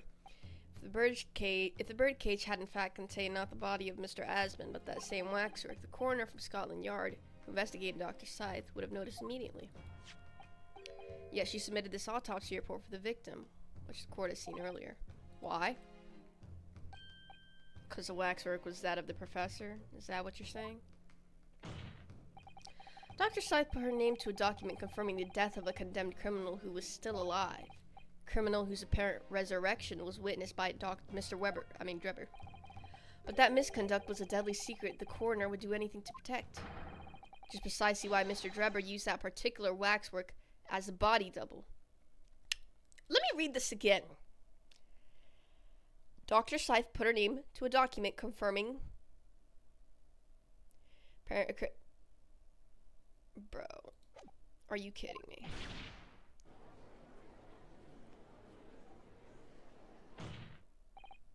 My lord, this court must summon Dr. Scythe to the stand. The defense is determined to find out exactly how the coroner and Mr. Drebber are connected. But according to the Dr. Scythe is unable to... yeah, from Strongheart.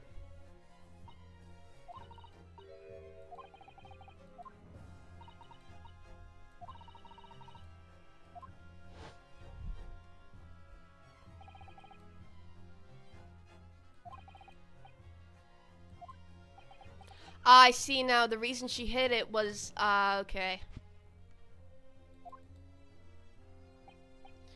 The prosecution calls for the instructions of that missive. Yeah, for real, bro. Let's go.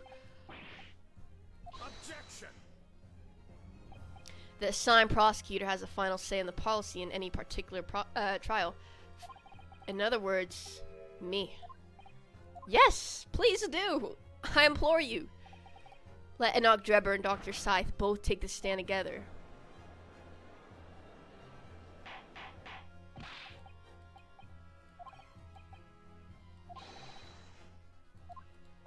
Alright then. They weren't colluding with one another. This crime could have never been committed. Alright.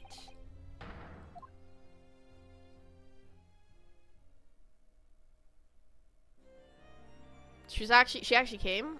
So Strongheart doesn't care anymore? Thank you for your attendance at such short notice, Dr. Scythe. I'm disappointed in you, Lord. Shut the freak up, bruh. Completely betrayed? But he just wants the truth, you moron. Betrayal is not in my nature, as long as the truth isn't compromised. If it is, there's even a hint of wrongdoing, then no matter who it concerns or disgruntles, I will pursue the matter to the bitter end, as would any prosecutor worth his salt. Yo, for real, bro, let's go. Oh my god. Mr. Drebber, you took the victim's life by means of a machine that you constructed in your workshop. And Dr. Scythe, as investigating coroner, you were the first on the scene to examine the victim's body. It is the belief of the defense that you collaborated with each other and were both complicit in this crime. Yo, I hate this chick. But we do have a very significant clue. I'm talking, of course, about the waxwork. This model of the killer known as the Professor, who was sentenced to death 10 years ago.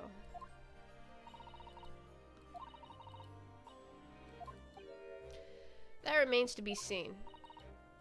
Is that so? According to newspaper report from the time on the night following his execution, the killer came back to life. Don't waste my time. And the sole witness to that mysterious event was you, Mr. Drebber, wasn't it? What you saw in the graveyard that night 10 years ago wasn't some chilling fiction, but reality. It would make you privy to a great scene of Dr. Scythe's. A secret so profound, it could compel the coroner to agree to collaborate in your evil scheme, in fact.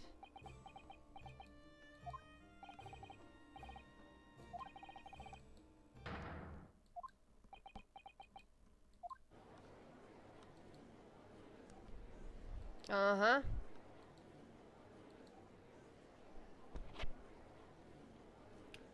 Go ahead, buddy.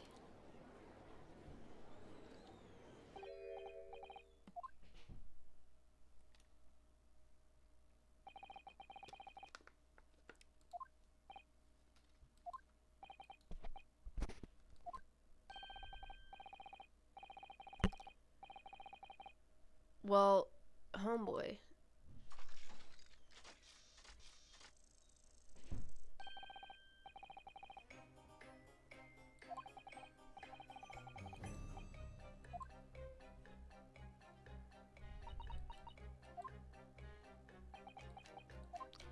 Okay.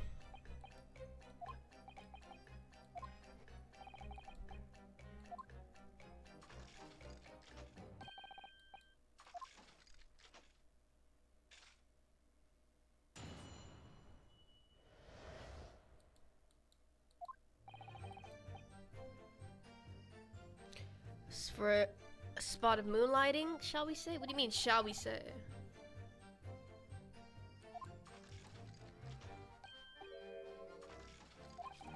Ah, he's lying.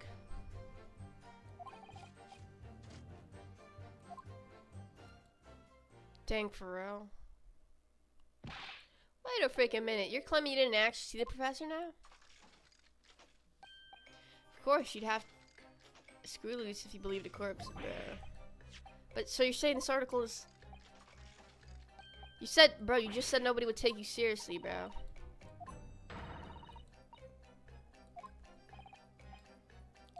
Bro.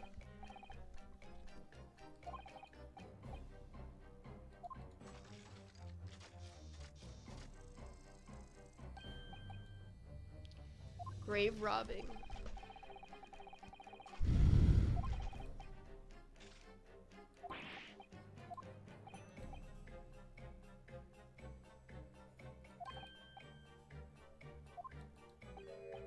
So you're one of the so-called resurrectionists, a particularly unpleasant scourge on society. Repurposers? Okay.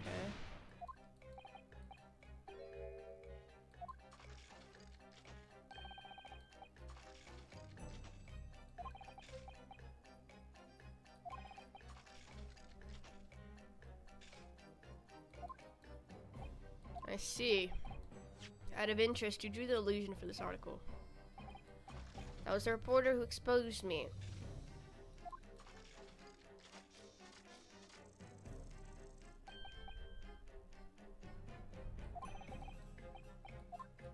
Alright, but what if you did see it? And you're lying for some reason.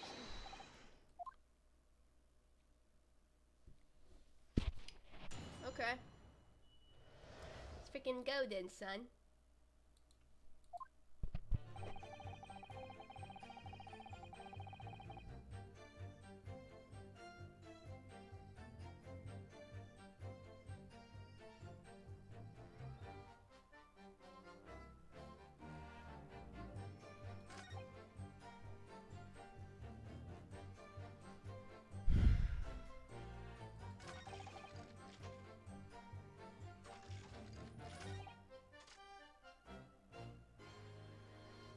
Hold it! So he was a grave. Okay.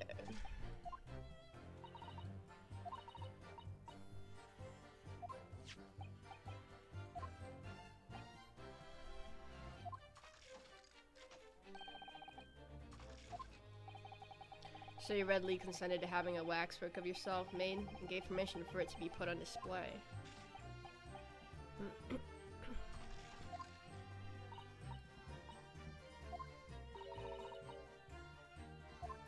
What else? Did you? Can't say I remember. What was it? His camera. Ah!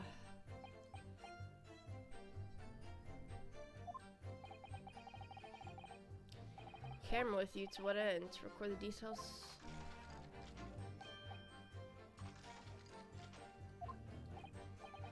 Yeah, why didn't you want to go to the freaking graveyard anymore? Because I'll tell you what, you were scarred.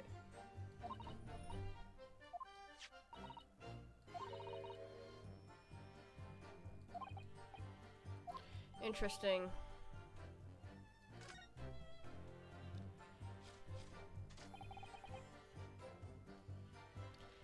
Dang, I feel like he would be mad about this though. No? Am I tweaking? I gave up on my dream of becoming a scientist. Dang. And what?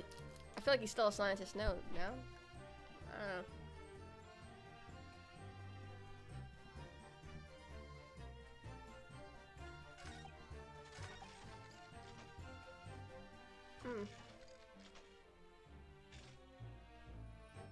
But didn't you say so in the newspaper? I don't understand, man.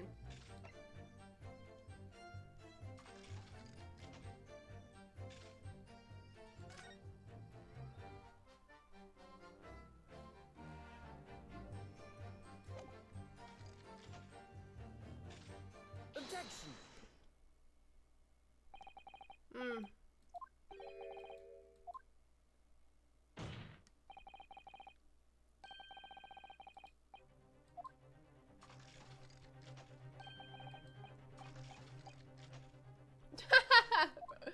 Okay.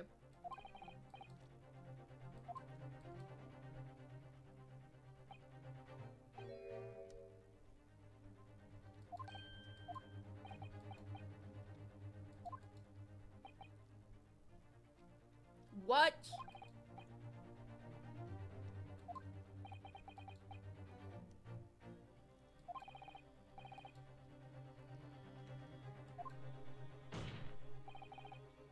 What? That's insane. You know what? So that means this dude, bro, he could have slipped out too, bro. Maybe they executed someone wrongly.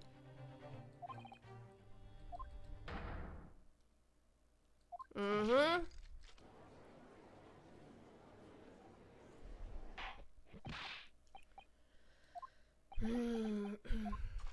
Say you saw him now.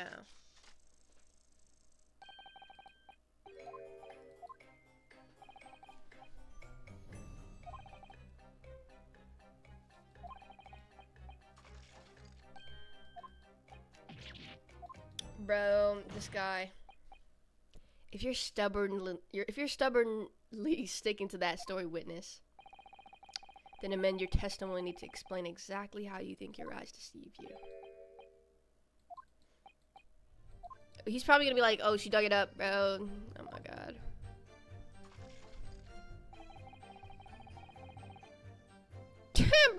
Bro. Oh my god.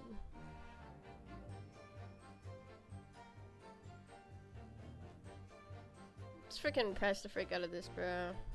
Hold it. Fellow grave robber, what the frick are you talking about?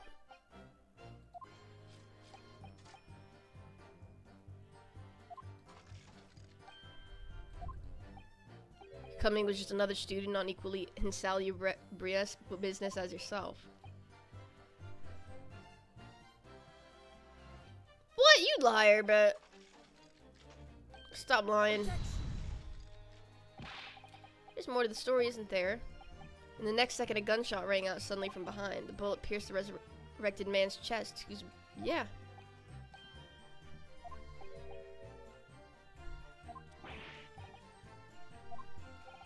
I can only assume it was an embellishment, but...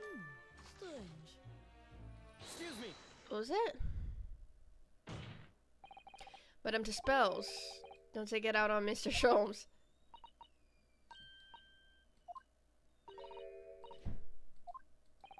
Would it be fair to say that Mr. Drebber's last remark was significant to you in some way?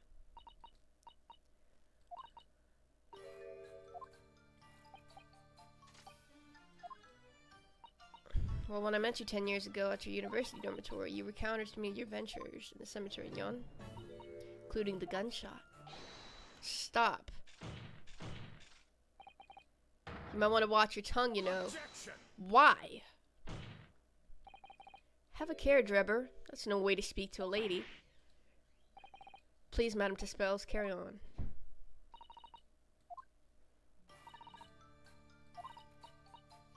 The bullet hit the condemned man. I said nothing of yo. The blood that spattered over you when he was shot. Whoa! Chill out, man.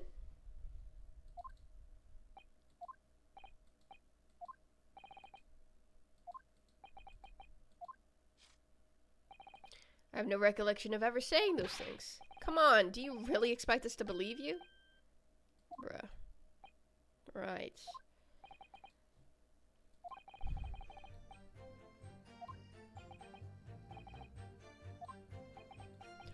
There must be something. Oh yeah, we didn't. There must be something with this camera, so I'm actually gonna analyze the frick out of that.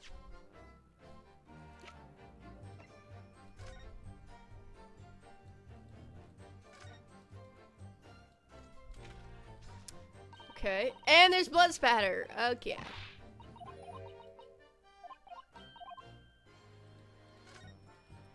I see. Alright. This basically proves that. There was no gun, nor any. Bruh. Then explain this. Objection. Mr. Drebber, do you remember this camera? Yeah, we borrowed it from the House of Horrors. It's the camera you took with you at to the cemetery that night. This kind of camera is rarely seen in our homelands. My colleague and I were keen to examine it closely. We noticed that the lens extends forward. Like this. Hold it. What's that? They're just on the bellows. It looks like a dark red stain. That's right. It's a rather conspicuous mark here on the bellows, in fact. Yeah, my lord. It appeared to be a spatter of blood.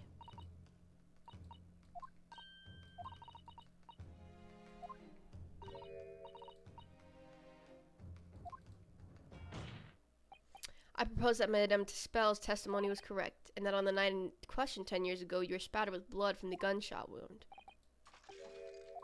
Well, and that furthermore, you really did witness the condemned professors emerging from his tomb.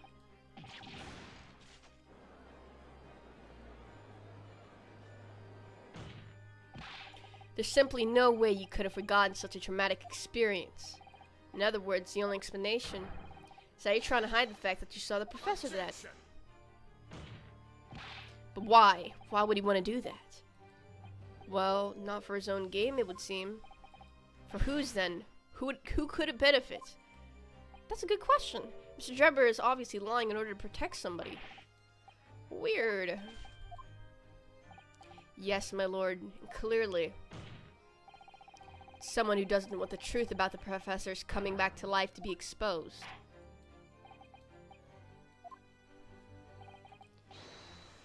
Who could it be? Who else was at the freaking scene? Who the frick could it be? What? No, wait, it's this chick, right? Could it be? Maybe it is this chick. Not this chick, my bad. I'm on the wrong. I'm just saying this chick.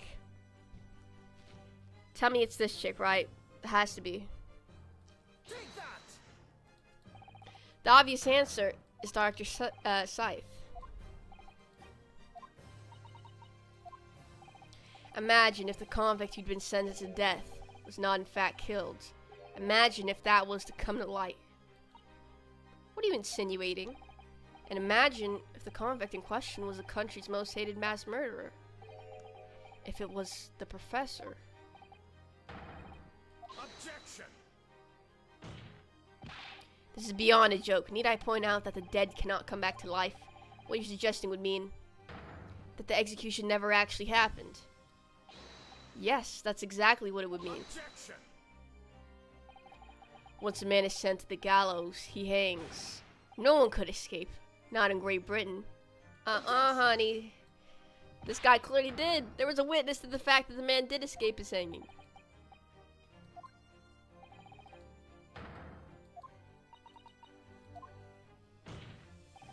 And it's exactly because of those monumental repercussions that Dr. Scythe would consent to any demand made of her by someone who threatened to expose a secret, even if that meant being complicit in a crime. I mean that Dr. Scythe wasn't collaborating in Mr. Drebber's wicked scheme. She was coerced into collaborating in order to protect her decade-old secret. She switched the dead body of Mr. Asman with the waxwork model and fabricated the autopsy report.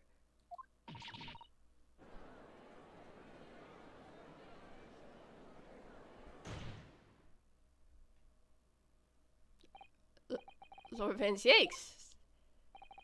Pray forgive my freshly filled hallowed chalice, and a whole raft of other discourtesies now. It's just the sort of tall tale Londoners would enjoy, I grant you. An executed killer rising from the dead, Scotland Yard cover-up, conspiracy at the highest levels. So let me ask you one thing. What's that? If the condemned man really did emerge from his tomb that night, only to be shot in the chest, who pulled the trigger? And disposed of him forever? That's a good freaking question. The Old Bailey is no place for wild fantasies. And have you considered this, my learned Nibonese friend? Considered what? Do you realize just what a dangerous endeavor it would be to coerce this woman? What? It's tantamount to declaring war on the entire British police force and judiciary.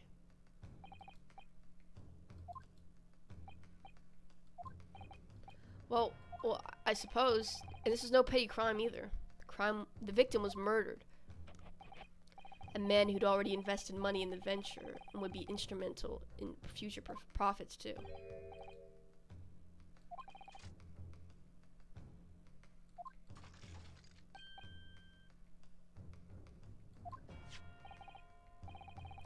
I still don't understand. I don't understand why the frick. So she switched Mr. Asmon's body out with the double what, because she was afraid that he would he would bring the truth back up? I don't understand.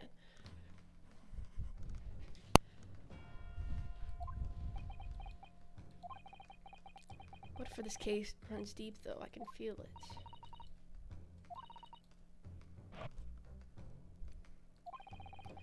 The research grant was the aim. Taking Mr. Esmond's life would have made no sense anyway, which means Mr. Drebber's move wasn't money at all. He was just trying to kill him. Well, yeah. Your time is up, my learned friend. I'd say you have one last chance before the jury lose their patience with the charade. Okay. Let's see if you can back up your heady proposal, shall we? The guy just freaking dodged. How do you explain why this engineer would throw all caution to the wind and threaten his own country? Bro. Okay.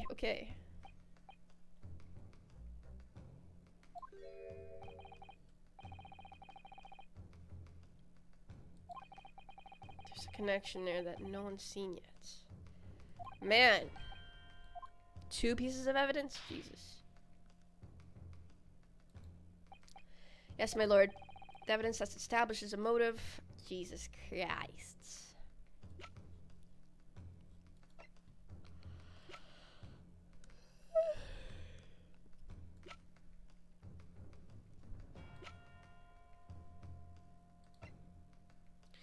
Alright, let's read this first. Detailing the terms what they would profit. What would they profit? Okay, what was the other one?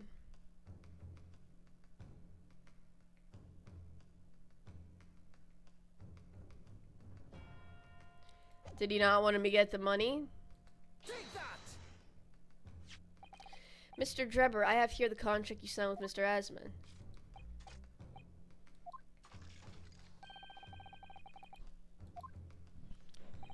No, I'm afraid not. As it turns out, this contract actually helps to establish the real motive for the murder you commit. You didn't want him to have the money? I'm not sure. I'm not finished either. In order to demonstrate what your motive really was, I need this contract and one other piece of evidence. What other evidence?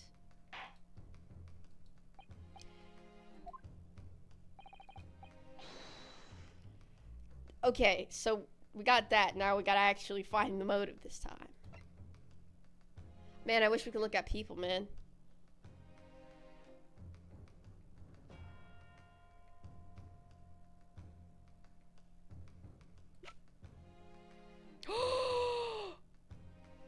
I have a theory. Was that guy the one who shot him? Yes, probably. Take that! It's this newspaper article, my lord. That was written 10 years ago, and every detail has been examined already. What can it possibly tell us? Objection. Hold on now. There's something significant that this newspaper article and the contract have in common. And that it's the common link that shows very clearly why you were determined to kill Mr. Odiesman.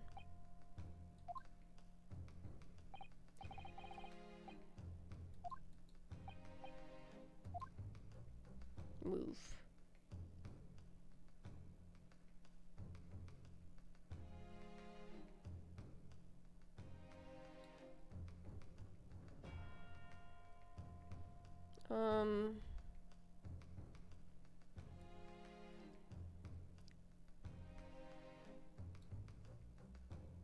Bruh's name. Take that. What these two pieces of evidence have in common is a signature.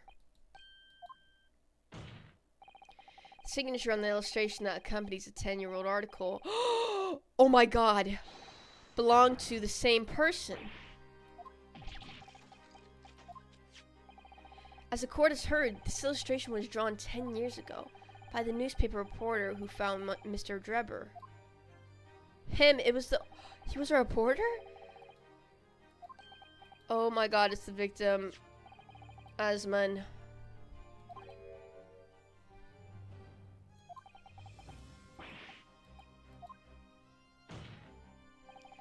In short, the journalist who drew the illustration and wrote the article published about Mr. Drebber 10 years ago was a victim of this case, Mr. Odiesman.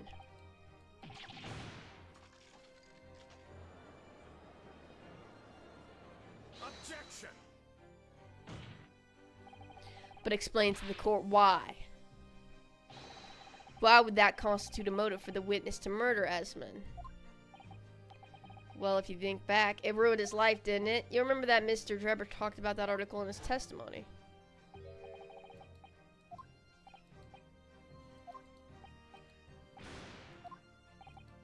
Wait. Yeah, it ruined his life.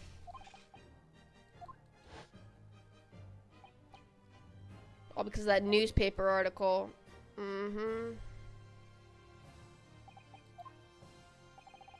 At the time, you were a student of the University of London who dreamt of becoming a scientist. However, a single newspaper article changed your entire life.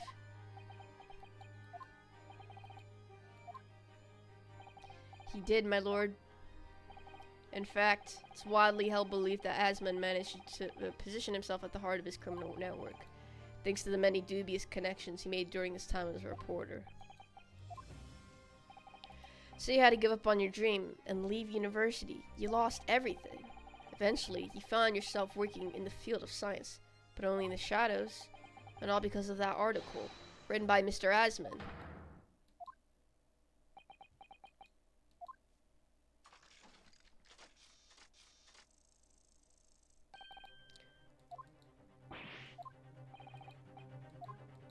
Yes, it's true. I had to leave the university.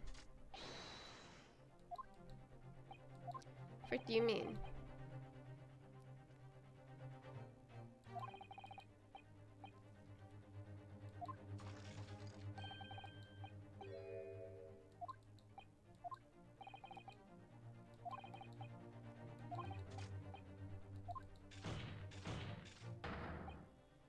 Objection.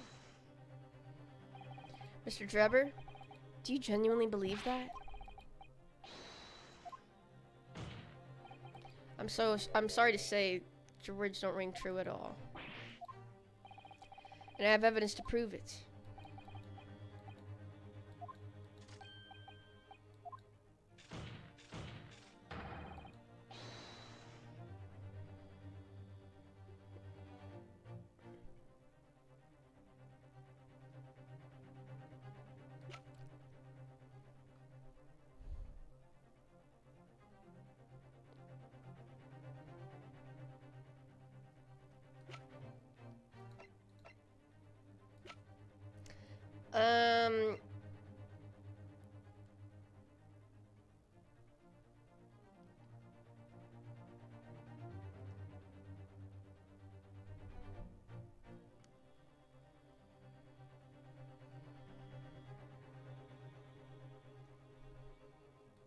Oh yeah, I'm stupid, dude. Take that!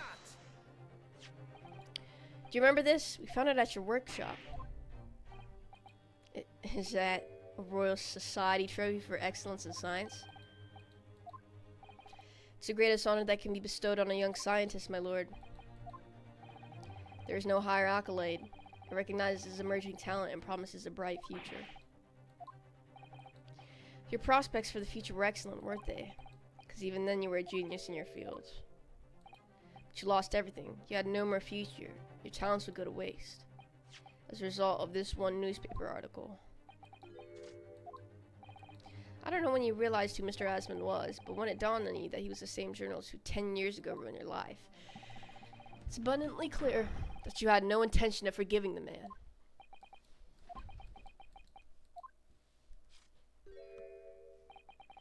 The truth is,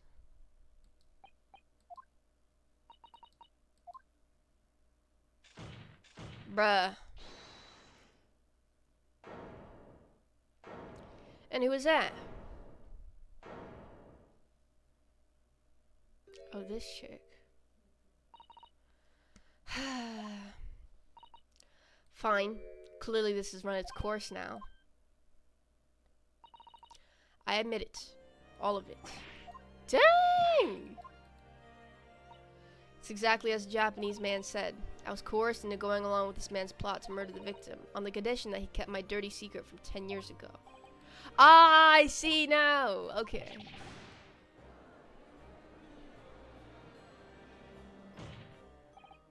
Dr. Scythe, do you realize what you're saying, woman? It's all true. That day, when I arrived at the Crystal Tower and saw the birdcage, my heart nearly stopped beating. That memory from a decade ago, that I'd done my best to bury deep inside myself, it was a professor again. Then, before I had a chance to react, I noticed something else.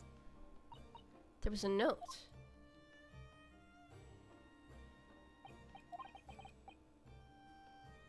All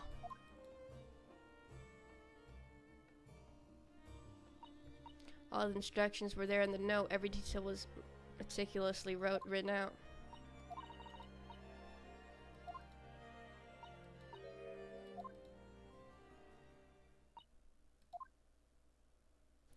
Dang.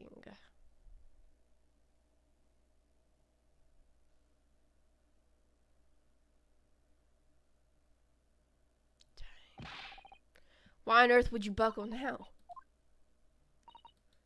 Well, there's no point in trying to hide it anymore, is there?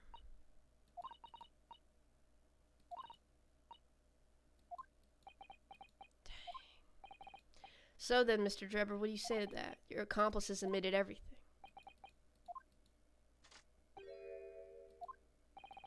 You admit your part in it too, then? This guy is stubborn as frick, bruh.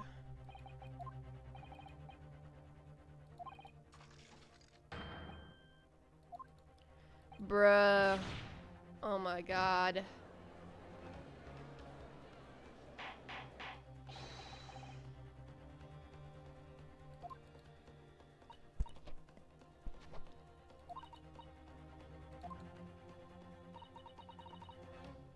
And Lord Van Yakes. Yes? I hope you'll accept my apologies. What happens next is in your hands, of course. Alright. What?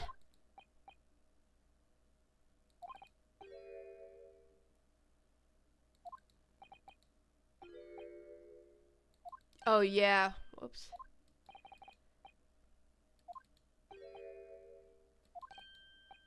Whoa, whoa, whoa, whoa, what? Are you serious? Yo, yo, yo, yo, yo, yo. Please tell me you don't. Yo, let's go, pal. You basically won.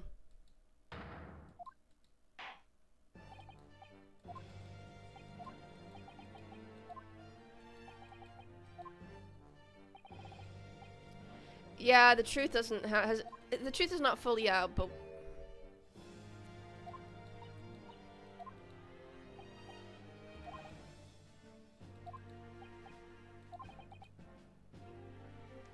I want further test.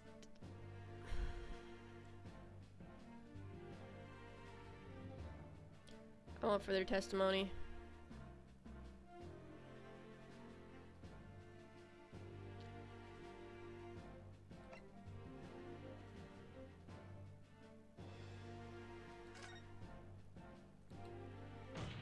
Objection. The defense objects to the trial ending at this time. We demand one final testimony. Bruh, his cup is already out, bruh.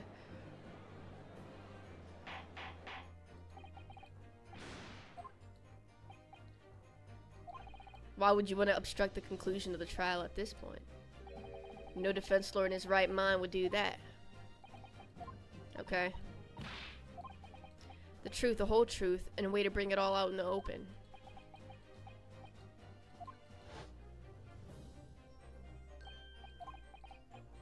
Yeah, Sholmes did say that it was.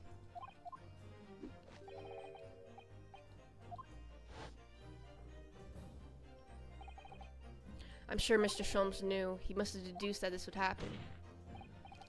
I'm here in court to advocate for my client and to secure an acquittal, obviously. But that's not all. I believe that I have a duty to the court to pursue the whole truth of the case until every last detail is laid bare. I don't know why that was so funny to me.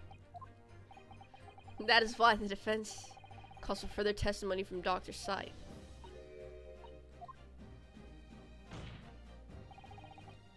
About the nature of your collaboration with Mr. Enoch Drebber. No. I don't believe you. Objection.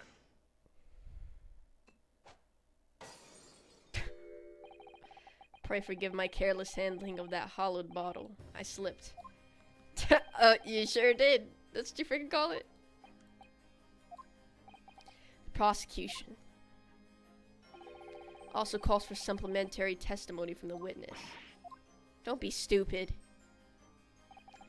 If there is more to this case than has yet come to light, then I will join my learned friend in pursuing the facts until the bitter end. What? Lord Van Zieks.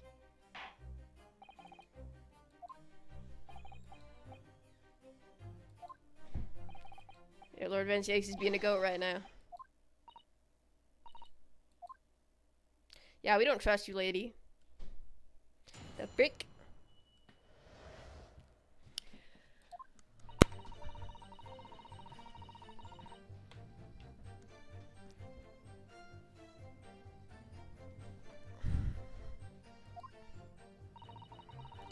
Actual body is indicated in the notes instructions. Okay.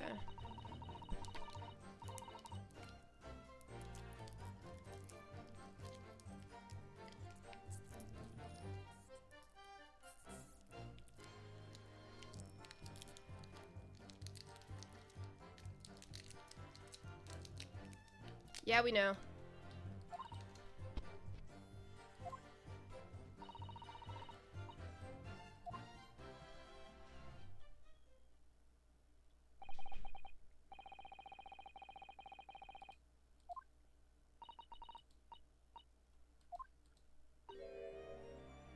Okay.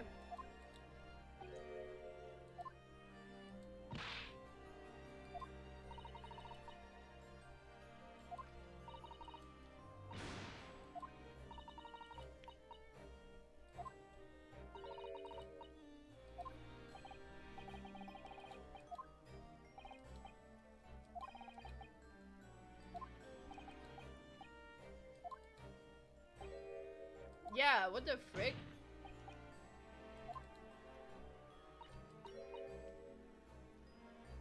Wow! Who else is Japanese? Besides me and my, girl here, bro.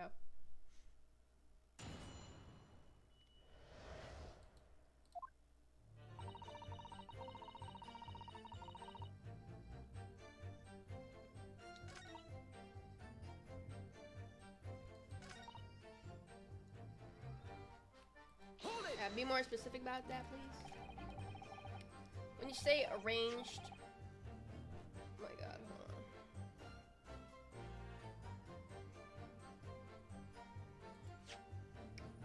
Whoops.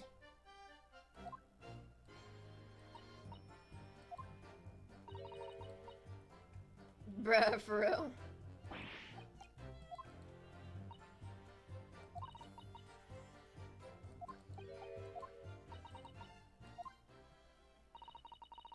I feel it would be appropriate to involve everybody else. Okay.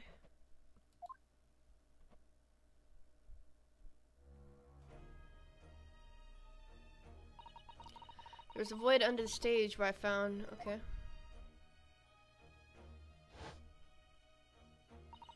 Oh, you. So you stabbed. Okay.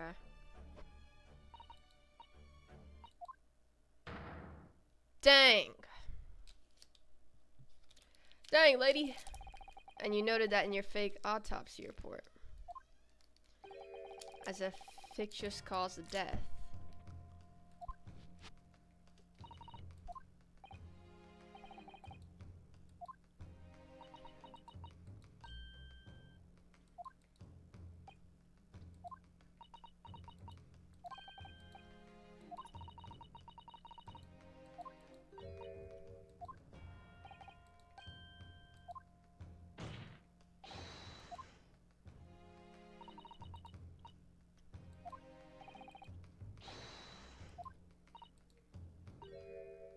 What do you mean?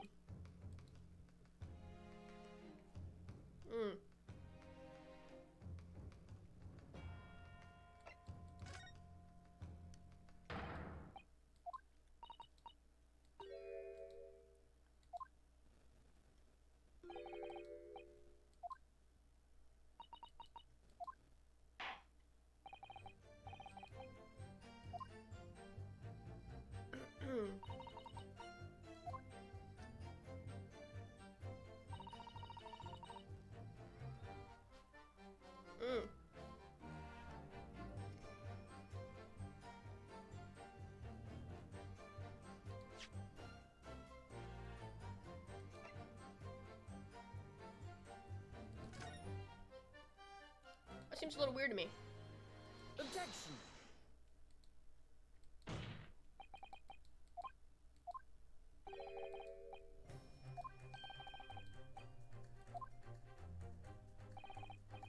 I apologize, my lord. Dr. Scythe, in that last statement of yours, there's just one point that seems to defy explanation.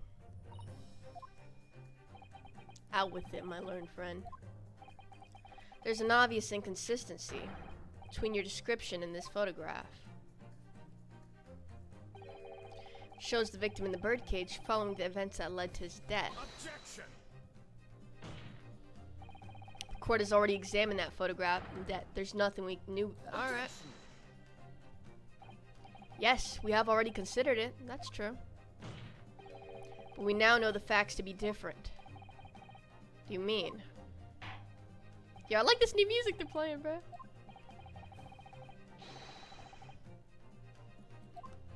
Take that.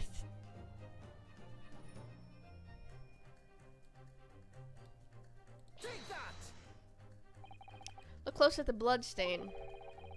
Yeah, it's kind of smeared. The victim was stabbed moments before the kinesis. Yeah, that's entirely expected. Exactly, my lord. Dr. Sith made it very clear in her testimony just now that the point at which she stole Professor Harebrain's screwdriver and stabbed the victim was after he had fallen.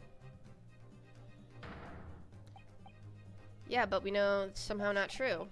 From the shape of it, it's clear that the birdcage would have fallen on its side after the 30-foot drop. And if the victim had really been stabbed whilst inside the birdcage in that position, the blood from the wound would have spread out equally in all directions for it to have formed the longitudinal appearance we see in the picture. It's inconceivable. Given that the victim's blood seeped vertically downward from the wound, it must be the case that when you stabbed Mr. Asman, he was standing up. In short, Dr. Scythe, Your latest testimony was a total fabrication.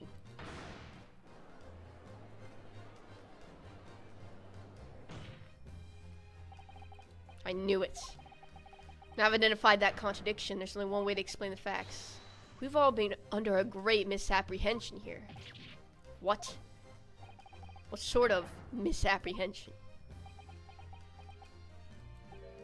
Dr. Scythe. You claim you were coerced into helping Mr. Drebber as a result of the note he left in the waxwork. You claim that you made changes to the scene of the crime to implicate the defendant. And you claim that you authored a fake autopsy report to cover your tracks. But one of those claims is an out lie. She wasn't coerced. If that's the case, what is it, man? Okay.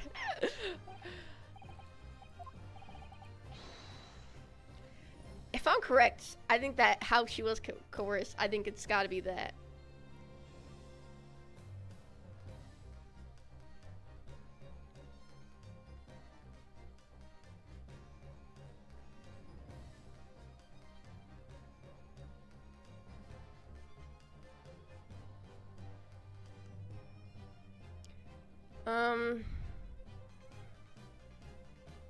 Well, it was also the stabbing of the victim too, which is weird. That was a fact. If when the victim was stabbed, the blood from the wound seeped downward as it did, we can be sure that the victim must have been standing or sitting. Yeah, it would, which tells us that the victim must have been in that position of his own accord. That's impossible. The man was dead, remember? Maybe he wasn't. That is the misapprehension.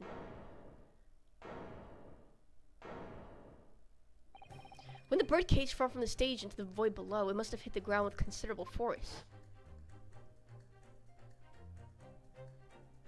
But it didn't kill him, did it? Uh-huh.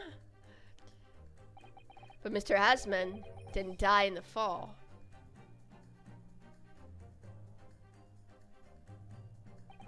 He probably lost consciousness for a while, but when he came around, he got to his feet and climbed out of the cage. Just as Dr. Sith appeared.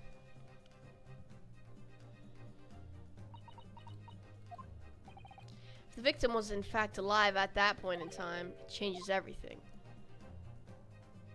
That he didn't commit the murder, but you did.